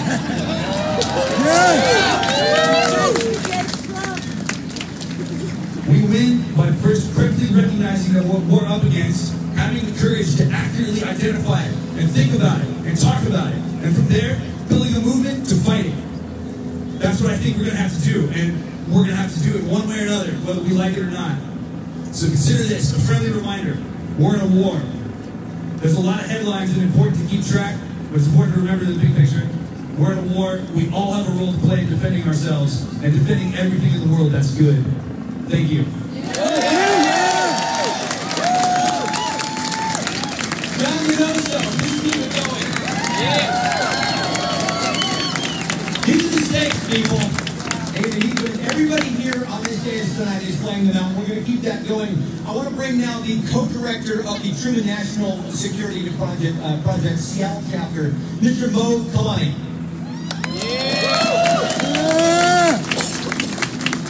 How you doing, Seattle? How you doing, Seattle? Why are we here?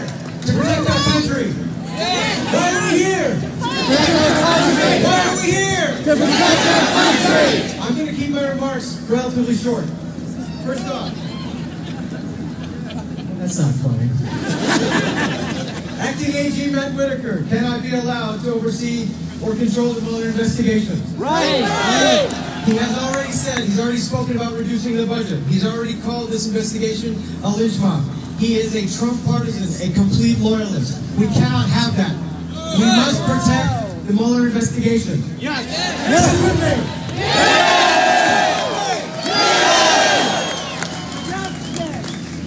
Congress needs to protect the investigation at all costs. There's already bipartisan support in the Senate Judiciary Committee and a companion bill in the House. But Mitch McConnell has prohibited. Say it again.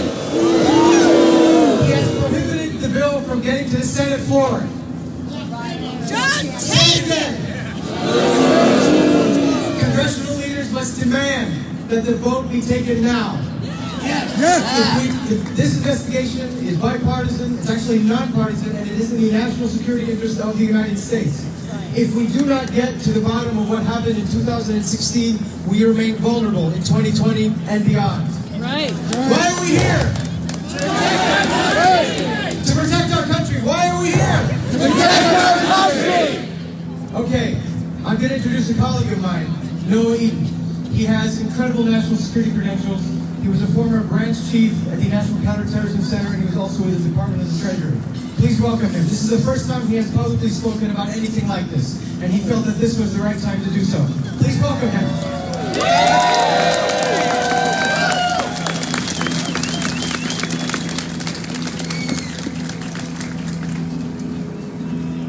Fellow Washingtonians.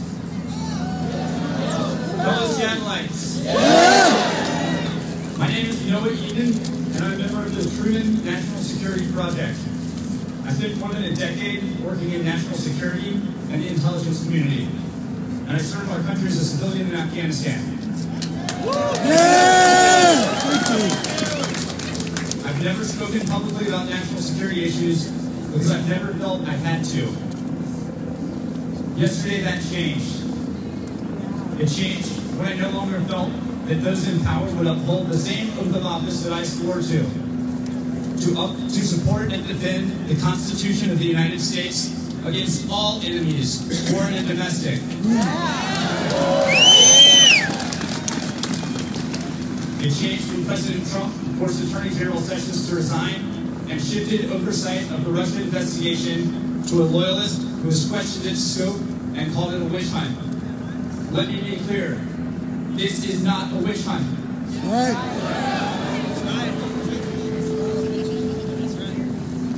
In just 18 months, the Special Counsel's Office has indicted or obtained guilty pleas for more than 30 people and 3 companies.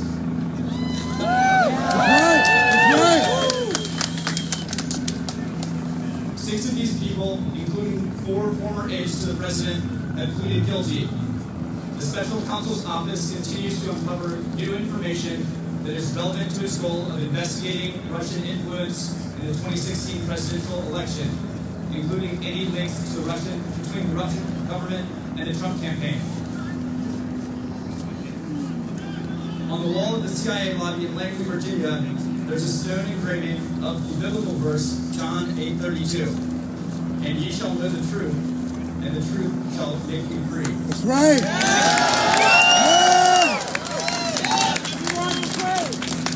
This is that agency's informal motto, and it underscores the relationship between truth and freedom. The Special Counsel's investigation has uncovered vital truths that, when exposed, make our country a safer and a more free place to live. Public knowledge of Russian interference in our elections enables the government, the private sector, and individual citizens like ourselves to protect us from future influence operations. Criminal prosecution deters this type of behavior from continuing in the future. The truth sets us free.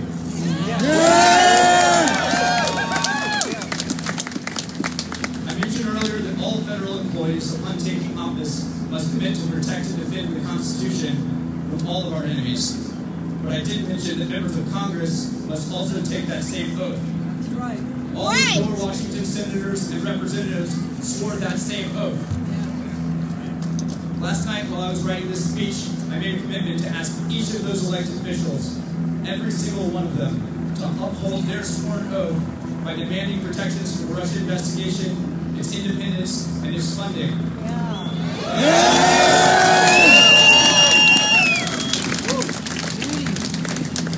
I also made a commitment to ask my family and each of my friends to do the same thing in the states where they live. So I want to ask you a question. Will you join me? Yes! Will you join me? Yes! And people in the back, will you join me? Yes! And will you ask the person standing next to you? Will you ask your family? Yes! Will you ask your friends? Yes! Thank you. Thank you. You guys keep going, please. So, there are orange buckets that are making their way around the crowd right now. Those are to pay for the expenses for this event. And so if you are able, hold them up back there. If you guys have a bucket, I see one there. If you could just drop a couple dollars in there, really, really helps. And so with that said, are you guys ready to march? Yeah! It's getting cold, so are you ready to march? Yeah! All right, so here's the plan. We're going to go to the federal building, and when we get there, we are going to be hearing from Mayor Denny Durkin. So please make it all the way there. We have a number of other speakers, and to send us on our way, I'm going to bring back the amazing Anila Abzali. Let's do this. It is marching time. Please get together and go over to 11th Avenue. From there, you're going to be following the crowd. And again, we're going to make it all the way down to the federal building because it is marching time. It's time for us. Get moving. Please start moving in that direction. We may be cold, but we are still committed. We may be exhausted, but we are still engaged and empowered. And we may feel overwhelmed, but we know that the will of the people, we the people, will overpower. So let us go. Let's get our marching shoes on, and let's take it over to the federal building. Thank you, everybody.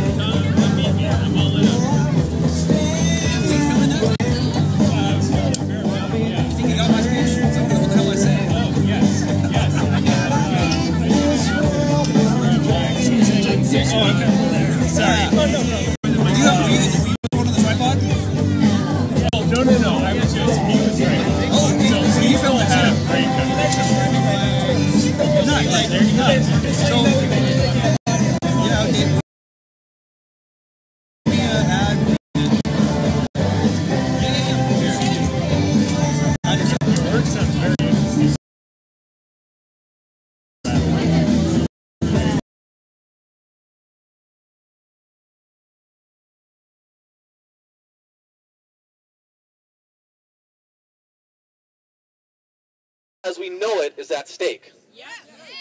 And it is only appropriate that Acting Attorney General Mark Whitaker immediately recuse himself from the Mueller investigation.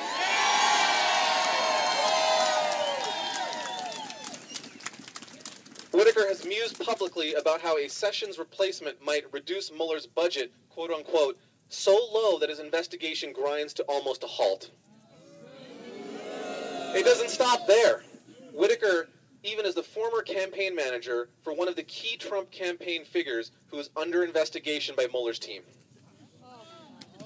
It is clear that Whitaker cannot oversee the investigation in a way that we can be confident is fair, impartial, and follows the rule of law. Earlier this year, the Senate Judiciary Committee passed the Special Counsel Independence and Integrity Act. The bill would safeguard Robert Mueller's investigation. I hope my colleagues on both sides of the aisle demand that Senate Majority Leader Mitch McConnell bring the bill to the Senate floor as soon as humanly possible.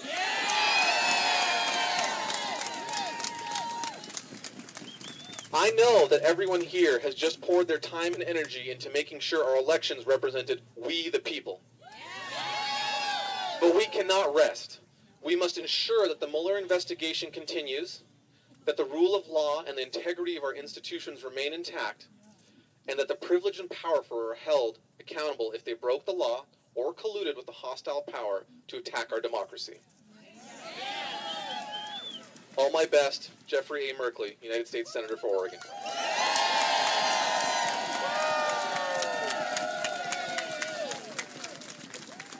Thank you so much. We also have Allie King to read a statement from Representative Earl Blumenauer. Our Congressman Earl Blumenauer is one of the leaders of the resistance, and he could not join us tonight, but here is what he wants us to know. This week, voters resoundingly spoke that they are looking for a check on Donald Trump. Thanks to all of you and the millions of people in cities across the country rallying tonight, we will fight to keep this investigation going. Nobody is above the law. Keep up your fight. Nobody is above the law. Nobody is above the law.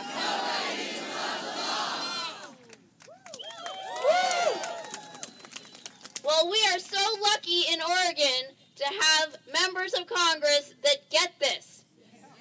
They know that we need to stand up and demand Mueller be protected. And they know that we need to stand up for the rule of law. So you might be thinking that you don't need to call them every day. You might be thinking that they don't need to get your emails. You might be thinking that in Oregon we don't need to protest so much. That is wrong. Where do they get their power? They get their power from us. They get their power from the people. And the more we speak up, the more we call their offices, the more we deluge them with messages, the more power they have. So we need to take our power and we need to bring it to them and empower them to speak for us in the strongest voice possible. And what do we want? Justice. When do we want it? Now. What do we want? Justice. When do we want it? Now. What do we want? Justice. When do we want it? Now. Thank you. We have one final speaker that we're excited to have with us here today. Hey, tell them where they can go to get information about the calls. Oh, you can go to get more information about the calls to make. I think a lot of people got a handout that has information, hopefully, but you can also go to Indivisible Oregon's website, indivisibleor.org.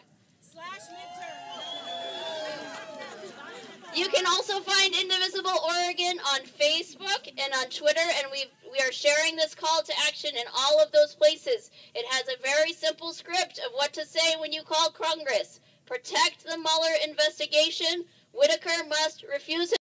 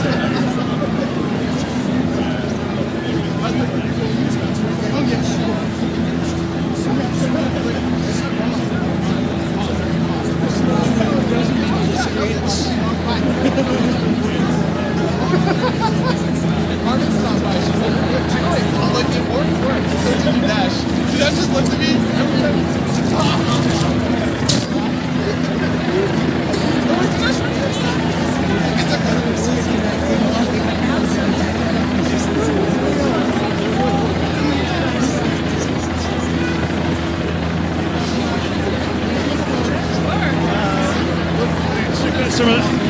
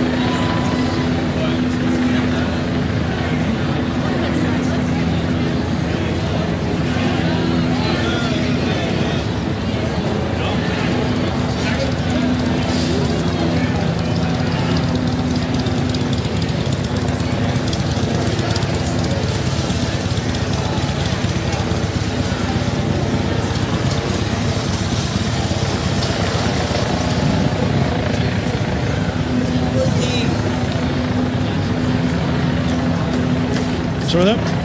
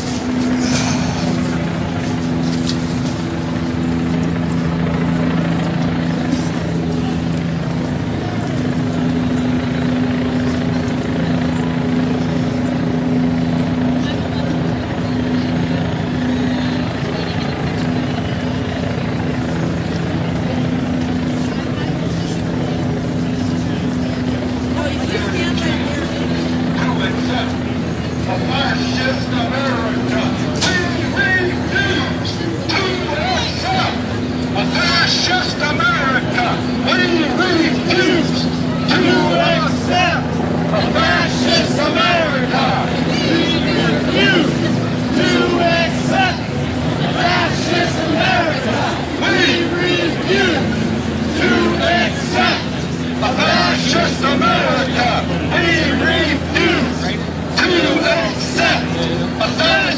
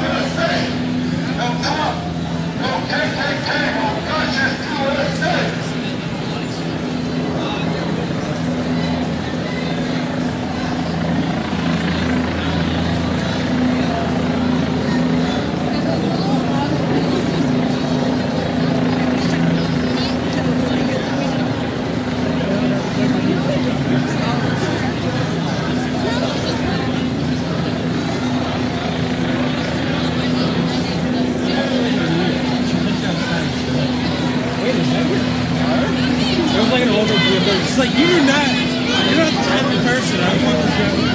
I just feel like you're losing my time.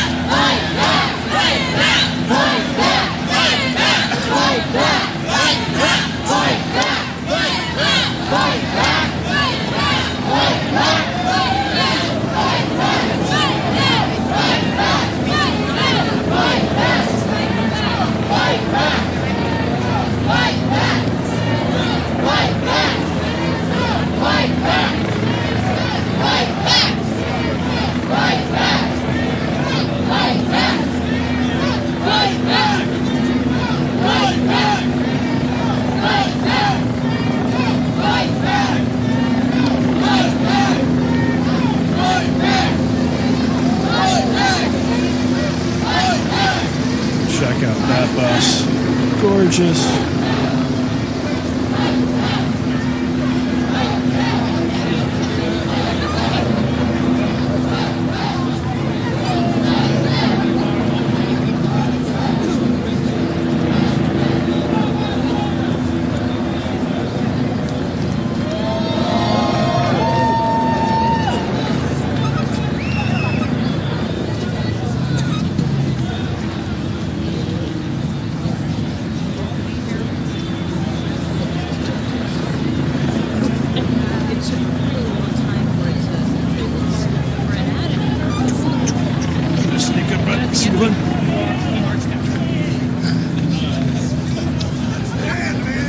Keep the street longer! Slow down!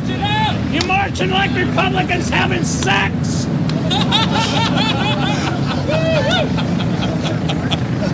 Let's be over 2 minutes!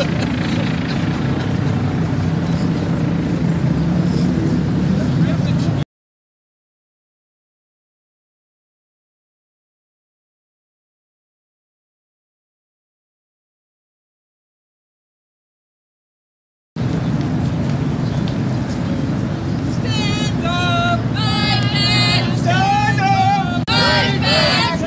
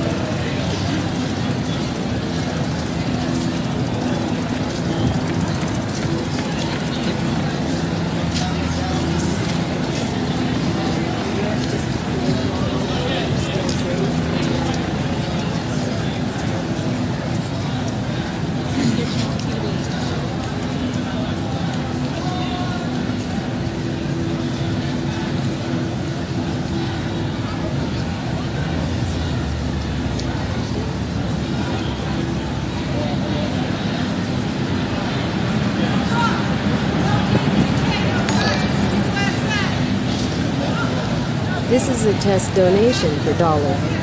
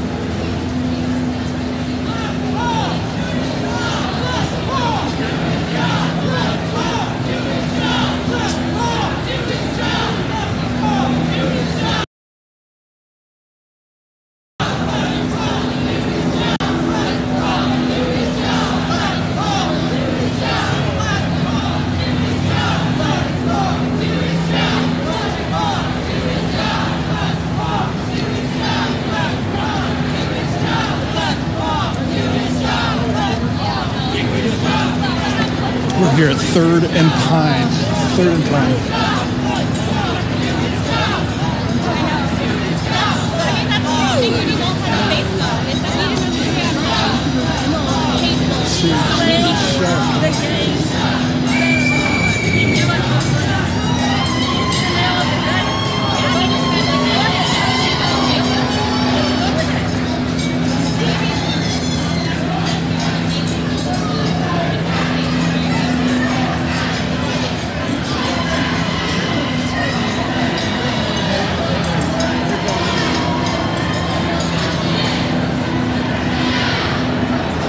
Up on 2nd and Pine and heading south.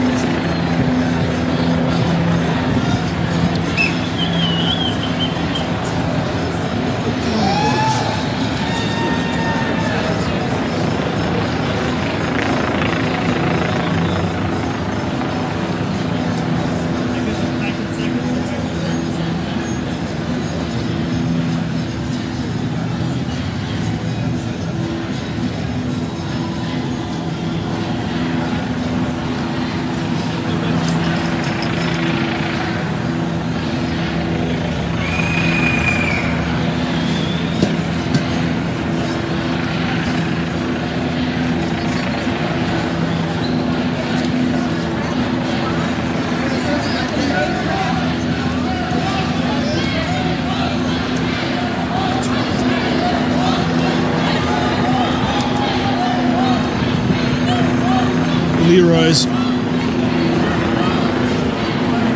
passing for a second Pike right now.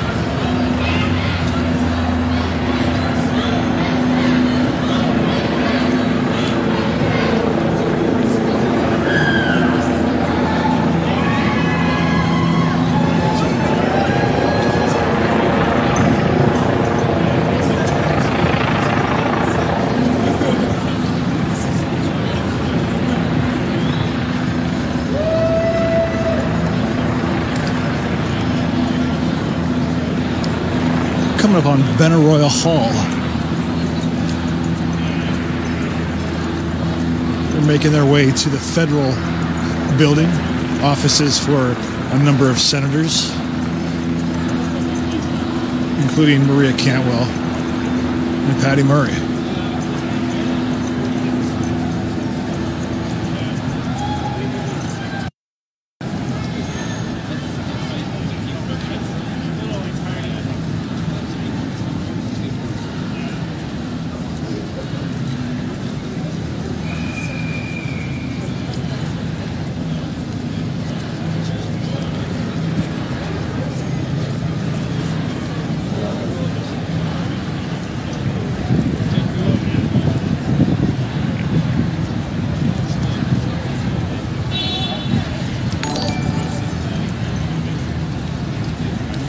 The crowd has definitely stretched dramatically over the past mile and a half or so hike or march.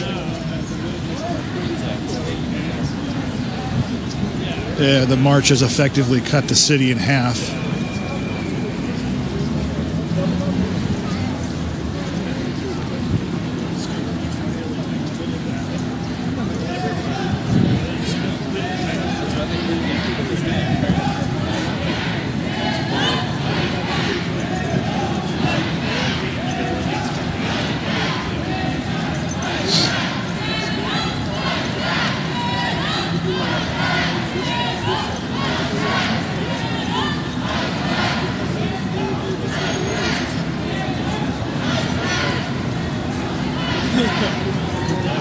And we're coming up on 2nd and University.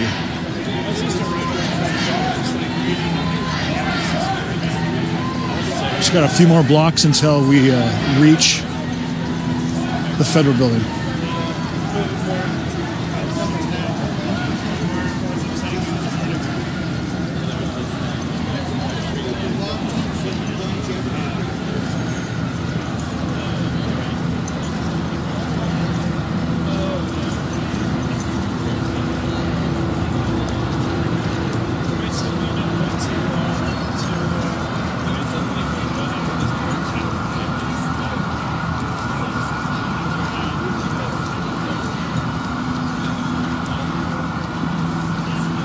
You can see in the high rises, people looking out the window.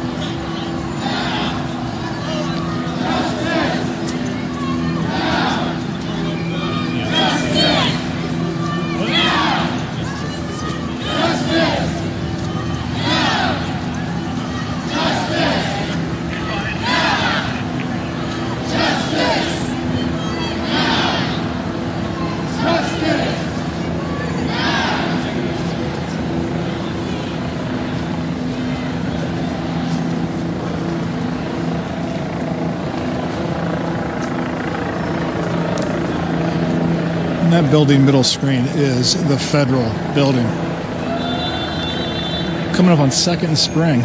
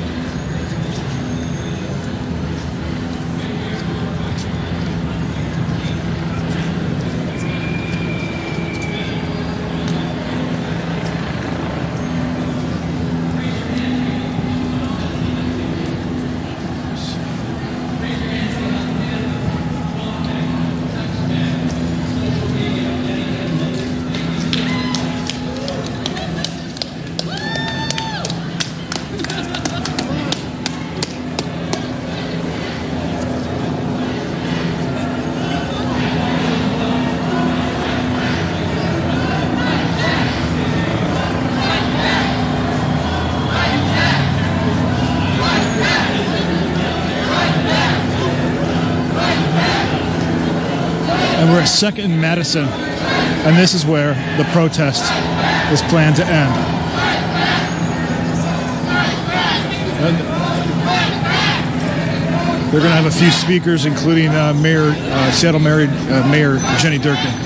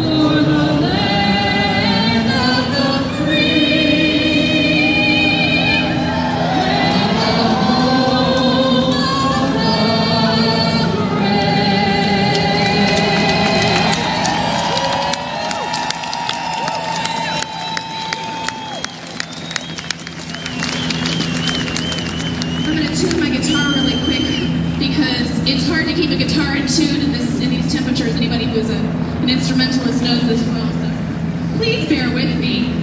In the meantime, when democracy is under attack, what do we do? When democracy is under attack, what do we do? Stand up, fight back! You guys are fantastic. I'm so privileged to be here. I performed down here a fair amount at the Resist Trump Tuesdays that are organized by Seattle Indivisible, which is one of the orgs that's put this protest together. We have been ready for this for months, and it is so gratifying to see so many people out here on such short notice in this cold. I sometimes get a little choked up thinking about just how many people are working to save our country from these maniacs.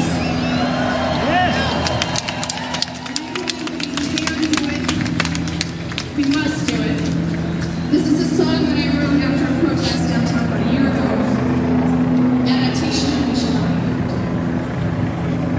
We shall not be moved. We shall not be moved. We shall not be moved. We shall not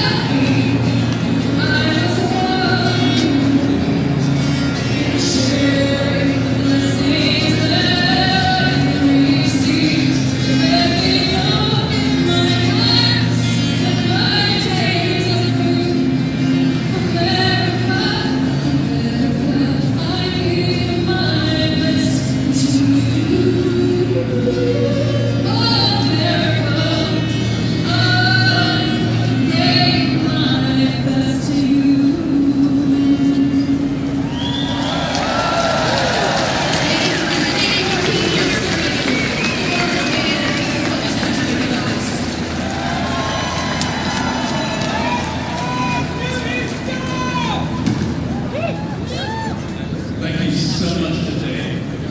She has been one of our most faithful artists and activists who have been singing in so many tours. How many of you have been here for Tuesday rally? How many of you going in to visit one of your members of Congress? Go with them? Not even maybe we get to celebrate it on Tuesday. Yellow.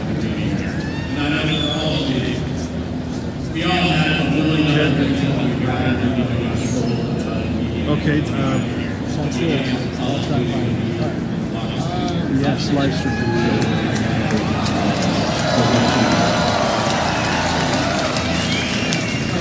6:45 is, I mean, that's kind of a quarter order in my mind. It's not, I wish I could stay longer. I got responsibilities. All right, sounds good. All right, bye. How many invisible folks do we have here tonight? How many people folks do we have here tonight? How many common cause folks do we have here tonight? How many people's campaign folks do we have here tonight? How many folks with any other organization tonight? So, as you know, I need to get off it. Whether you've been working with a large group, whether you've been working by yourself, I got to get working this on behalf of something larger than yourself. From what I'm I'm in the back, by the trees, by the staircase, by the gateway dental.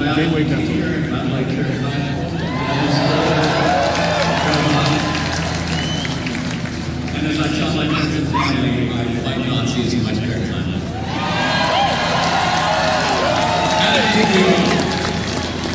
That was really just my way of saying if things seem less than totally organized and put together tonight, is because even though all of us knew Sessions was going to be fired, we didn't necessarily expect it to be 18 fucking hours after the polls closed. And I'm sorry if I offended anybody out there. I hope my students aren't listening. So we're all thrown this kind of together at the last minute. We do have speakers here who have graciously volunteered to come here on very short notice to share some very valuable words and wisdom and experience with us. And while I'm finishing up what I'm saying, I'm going to ask if there are any folks who are scheduled already to be speakers, if you could just kind of line up here at the bottom of the steps coming up to the flatbed truck. What I will probably do is just have you come up to the mic and introduce yourself if I wasn't given the word to introduce yourself. In the meantime, there were some talking points that I was asked to share with the group. These are the official messages of the notice of the law campaign. These same words have been read to people all over the country. I want to make sure that I share it with you tonight so that everybody understands why we're here. We're here today, but I also wanted to remind you, social media is so important. For all the folks who are not able to be here in person tonight, if you can live stream this on video, if you can take pictures and share those now, it's a way to bring everybody together with this and help spread the message. That's really what we need. We're here today because we believe in the rule of law, and we have a president that doesn't. We're here today to say enough is enough. We stand with Americans across the country to confront President Trump's blatant efforts to interfere and shut down the Mueller investigation. We're here to stand up to Donald Trump.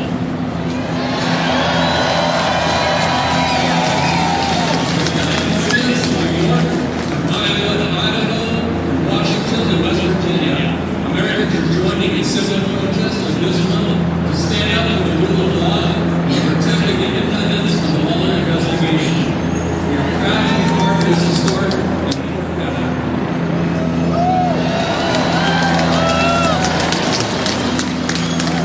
We, the people, are the ultimate power in our democracy. Donald Trump cannot take that away from us, no matter how hard he tries. We will be leading people who hold him accountable for his abuses of power and corruption.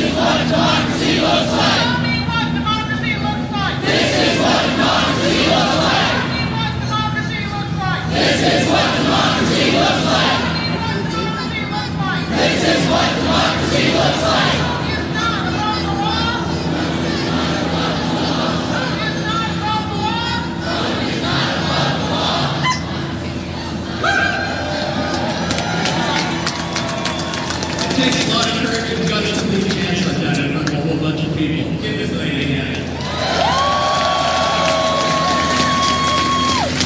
Did you know that all the way down to Carolina Park?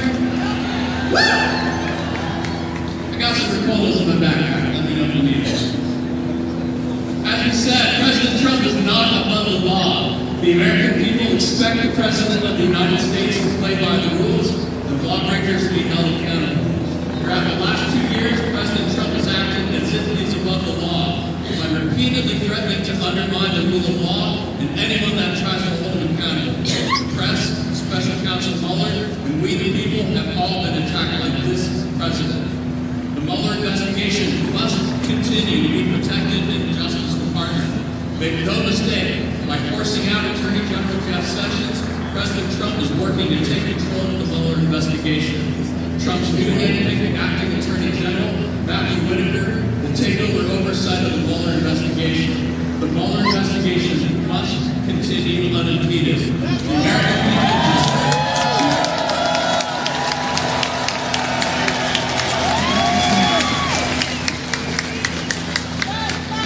Take anything back to you? Extra batteries. Coffee. Yeah, no, your coffee.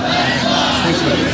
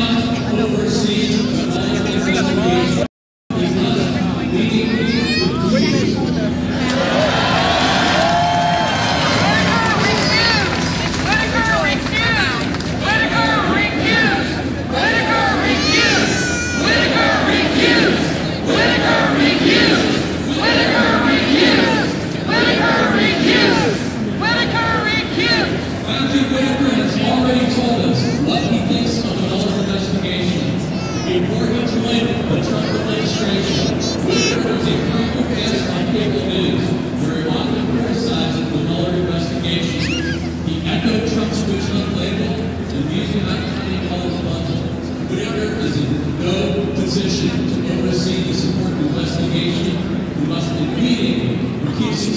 and promise not to interfere with Mullen's investigation.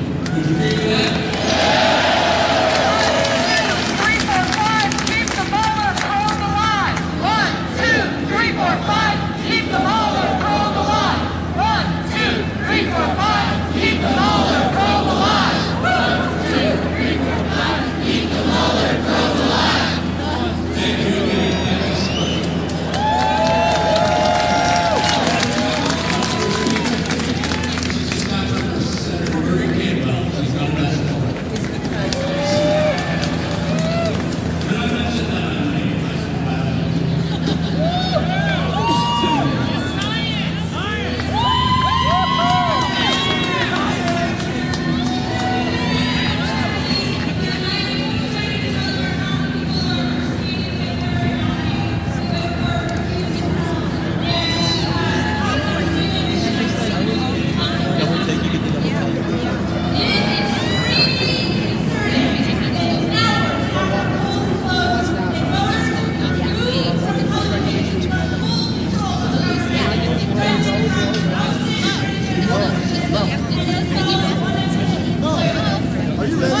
Are you ready?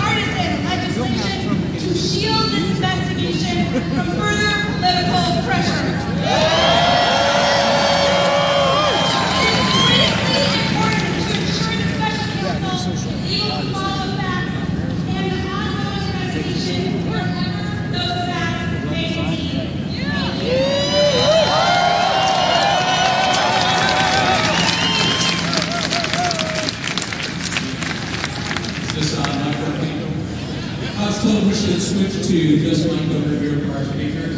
So speakers, when you come up, you can use the podium mic.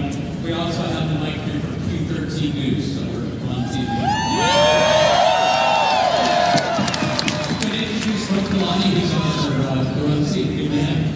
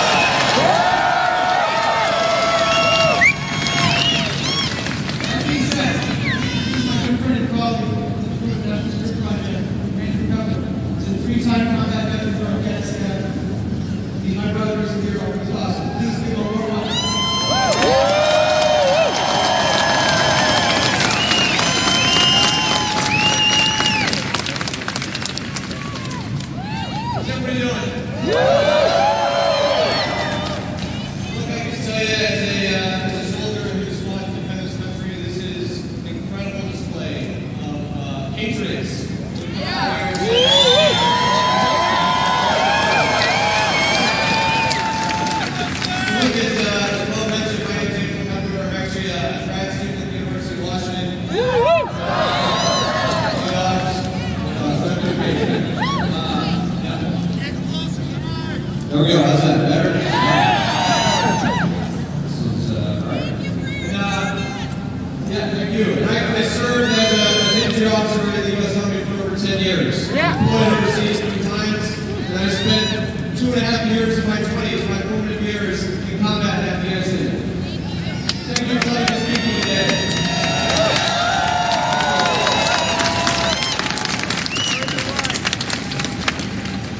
I'll tell you guys, this is the first protest that I've ever attended.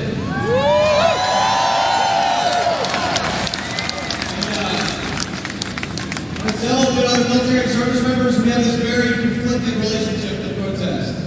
On the one hand, regardless of our personal opinions or political beliefs, we have a sworn duty to the office of the Commander-in-Chief. And we have a sworn duty to defend this Constitution from all enemies, foreign and domestic. Just like our predecessors in Vietnam, when we were fighting overseas, while we watched protesters back home march against the war, we couldn't help but question the support from the home front and the motives of the protesters. And we asked ourselves, why am I risking my life every day if people back home don't believe in the virtue of what we're doing? But on the other hand, we also recognize the rights of every American to freedom of assembly and to the freedom to express themselves without fear of reprisal. And most importantly, we are prepared to defend our right to do that with our lives. So for all those reasons, I felt compelled to come here tonight. We fought for those rights for this exact moment at this time in history. Because what we know now, beyond the shadow of a doubt, is that foreign agents attack and continue to attack this country with a sustained and vicious disinformation campaign. When we deploy soldiers overseas, we send them not only to accomplish a mission, but as the embodiment of American values. On my last tour, my soldiers were tasked with protecting advisors and Afghan officials who were teaching the local government about the basics of the rule of law. Think about the irony there. Because we know here in the U.S. that adherence to the rule of law is paramount for democracy to function. Government officials, no matter how wealthy or powerful, must be held to the same standard as their democratic citizenry. Otherwise, the country becomes no different than a monarchy with an autocratic ruling class. So, to the defenders of this administration who call this investigation a hoax, I would simply say that Special Counsel Mueller has produced 30 indictments to date. 30. So what this investigation means for us? The more senior leadership of the administration have nothing to hide and those facts to bear out. We will learn the full scope of the attack by foreign agents on our electoral process. And lastly, please join us in exerting all possible pressure on our elected officials to enact legislation that protects the fuller investigation of any interference.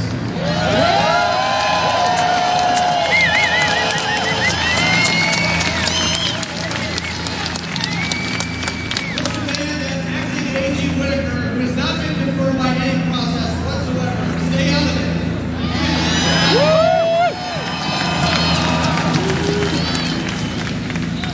We the people have a right to know that any U.S. citizen who has aided or abetted this attack should be held accountable, just like any soldier would be in the U.S. military. Last will say, we started this grand democratic experiment, and then we exported it to the rest of the world. And the world is watching. So thank you for being here tonight to show the world what we stand for. Thank you.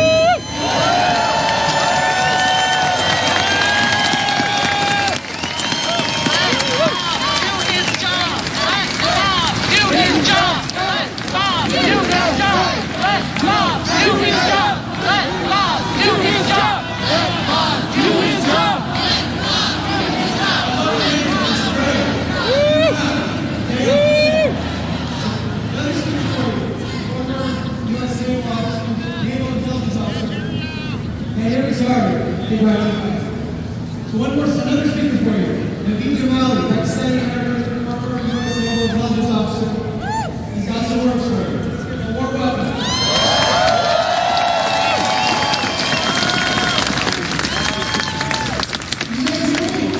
He's on!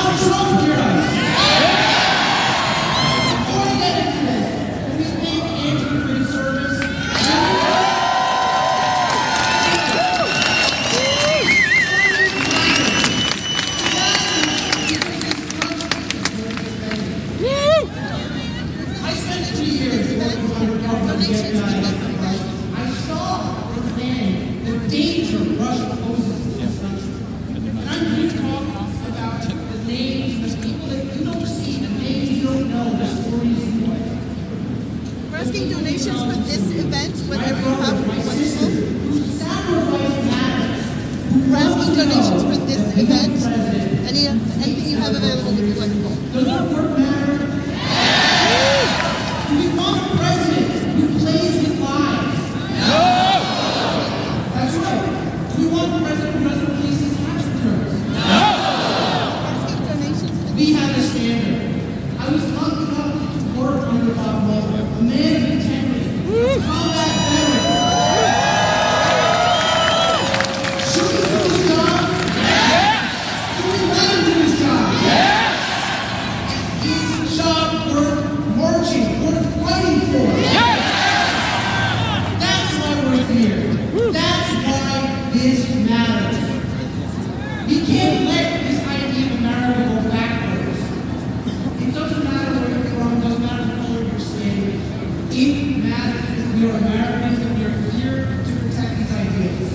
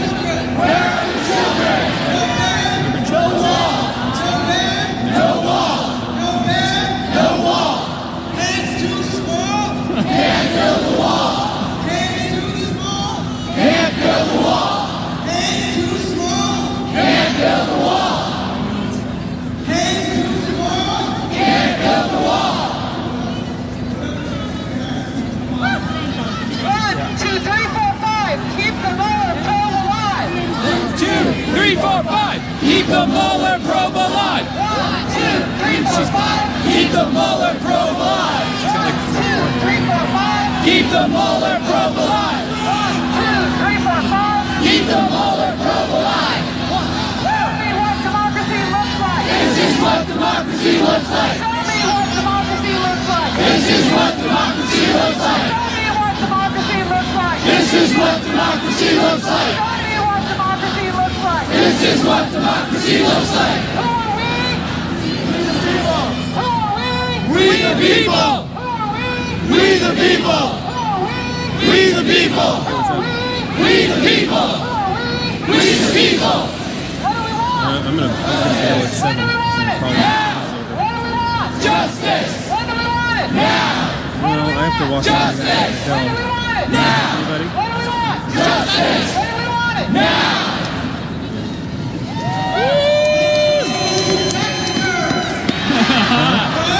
I can try to grab it. Can you just tell them live get full screen? Yeah, this is fine. Can you just confirm that the stream is dead so I can... Our streets! Our streets! Our streets! Our streets! Our streets! Our streets! What do we want? Justice! What do we want? Justice! What do we want? Justice! No man! You don't have airflow? No wall! No man! No wall! Hands too small! Can't build a wall! Hands too small! Okay, what? Can't build a wall!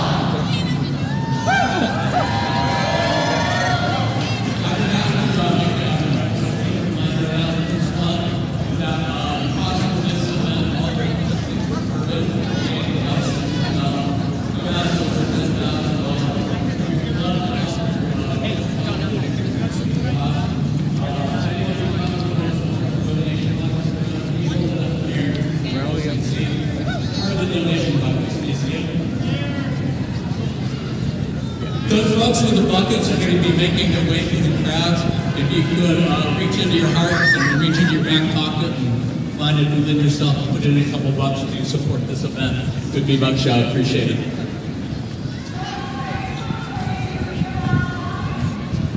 Facebook page you can give online. Sounds good. So Mayor Durkin is here, so we're going to get off the truck here. Please give her a warm welcome.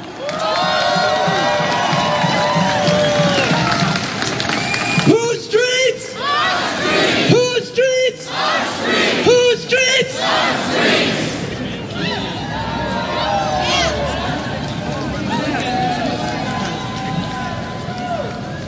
Hey, Seattle! Are we going to stand up for Bob Mueller? Are we going to make sure there's justice? What do you want? When do you want it? What do you want? When do you want it? Let me tell you, I had the great privilege to work with Bob Mueller. One of the worst pictures I've ever taken was with Bob Mueller. But it's on my desk with candles. We need him to do his job, and he is smart. He is a patriot, and he will do what is right. And I had the honor of working at the Department of Justice. What do we want? That's right, justice is not the name of a building, it's a value. And what's happening right now with the Department of Justice is not justice. We've got to make sure that we stand tall. In Seattle, we are going to stand up for immigrants and refugees. We didn't let the old Attorney General, and we're not going to let this Attorney General tell us anything different. We are going to stand up for families and make sure that they get opportunity and access to college. And thank you, Seattle, for passing that levy by 70%. That'll make sure every Seattle public school student gets 2 years free college. So it is great. We have got to be heard in the streets. We got to be heard everywhere we are, and we got to keep this up for 2 more years. It's not enough to do it right in Seattle. We got to make sure that we don't just have the House, we get the Senate, we get the presidency, and we make sure that we don't get a Supreme Court that is just a rubber stamp for Donald Trump.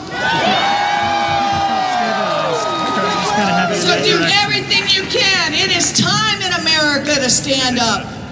We must keep standing up. We cannot let this president tell Bob Mueller what to do. We can't let him stop him.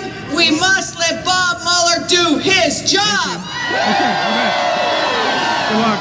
Just hold the desk. Do his job. Let Bob do his job. Let Bob do his job. Let Bob do his job. Let Bob do his job. Let Bob do his job. And here's the thing we know.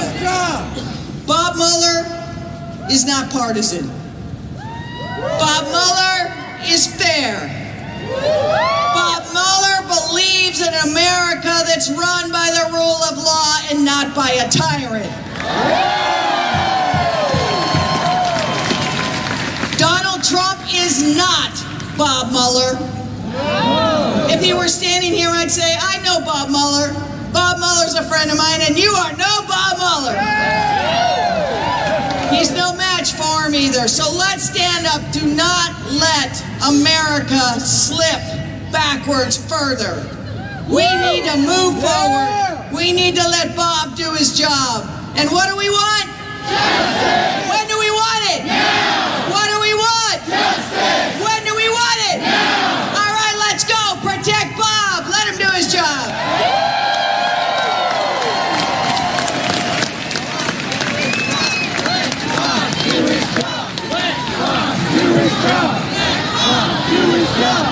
Let's have another hand for Mayor Durkin. Yes. We want to thank you guys all for coming out tonight, and I want to say a very quick thank you and invite some of our organizers up on stage right now because they put this together with no... Closer to the mic. How's that? Is that better? Okay. I'm told I have a voice that carries, but maybe we'll use a little microphone. So I want to say thank you to everybody for being here tonight. We want to bring some of the organizers up on the stage so that you can acknowledge the work that they did. These people worked so hard over the last, like 24 hours. They pulled all this together. So let's have a big thanks as they come up. Maggie Cuevas, come on up.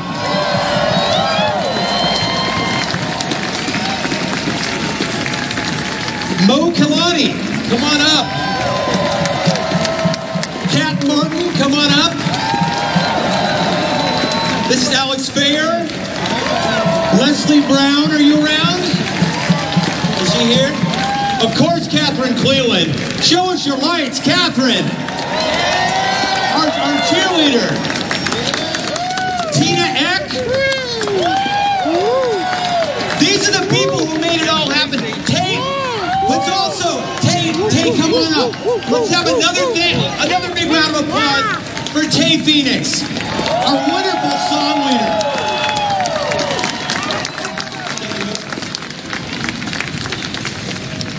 So I'll just... Hey everybody, you can come back right here every single Tuesday. Seattle Indivisible puts together Resist Trump Tuesday at 11:45 to 12:30. We bring speakers and musicians like this, followed by a weekly meeting with Senator Murray and Cantwell's staff. So please join us every Tuesday at 11:45 right here. So that's going to do it for tonight, but we want to say we need to keep up the pressure on our elected representatives about this. This cannot be the last organization. This cannot be the last evening that we address this issue. This is really, really important. We need to contact all of our elected representatives, our AG, everybody. So when we keep doing that, we're going to keep going? All right. Thank you guys for coming so much. This is wonderful. Get home safely. And keep it all going. Thank you.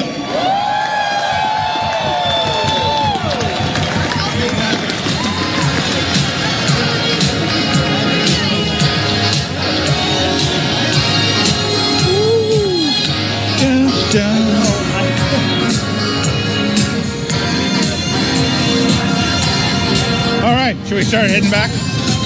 I think so. All right.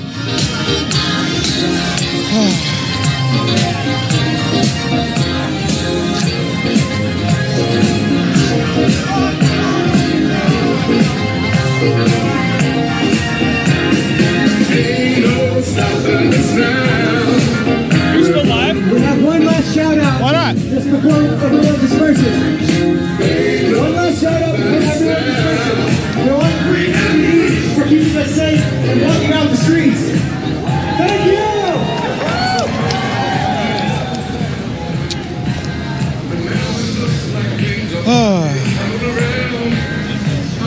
a lot.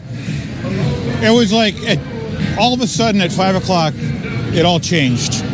And I was like, oh yeah, we're going to take you live after all. Oh yeah, we need sound. Oh yeah, we're going to have...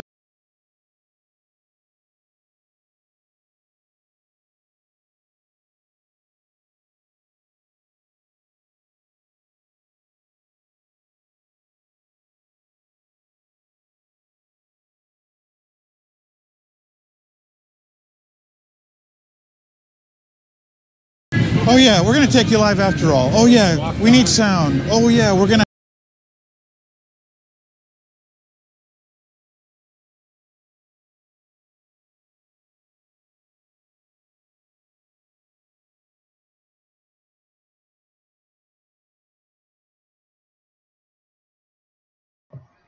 Alright guys, I've been at this for like 3 hours and 20 minutes now. I think I'm going to give it a break. If anything crazy happens, I'll come back on.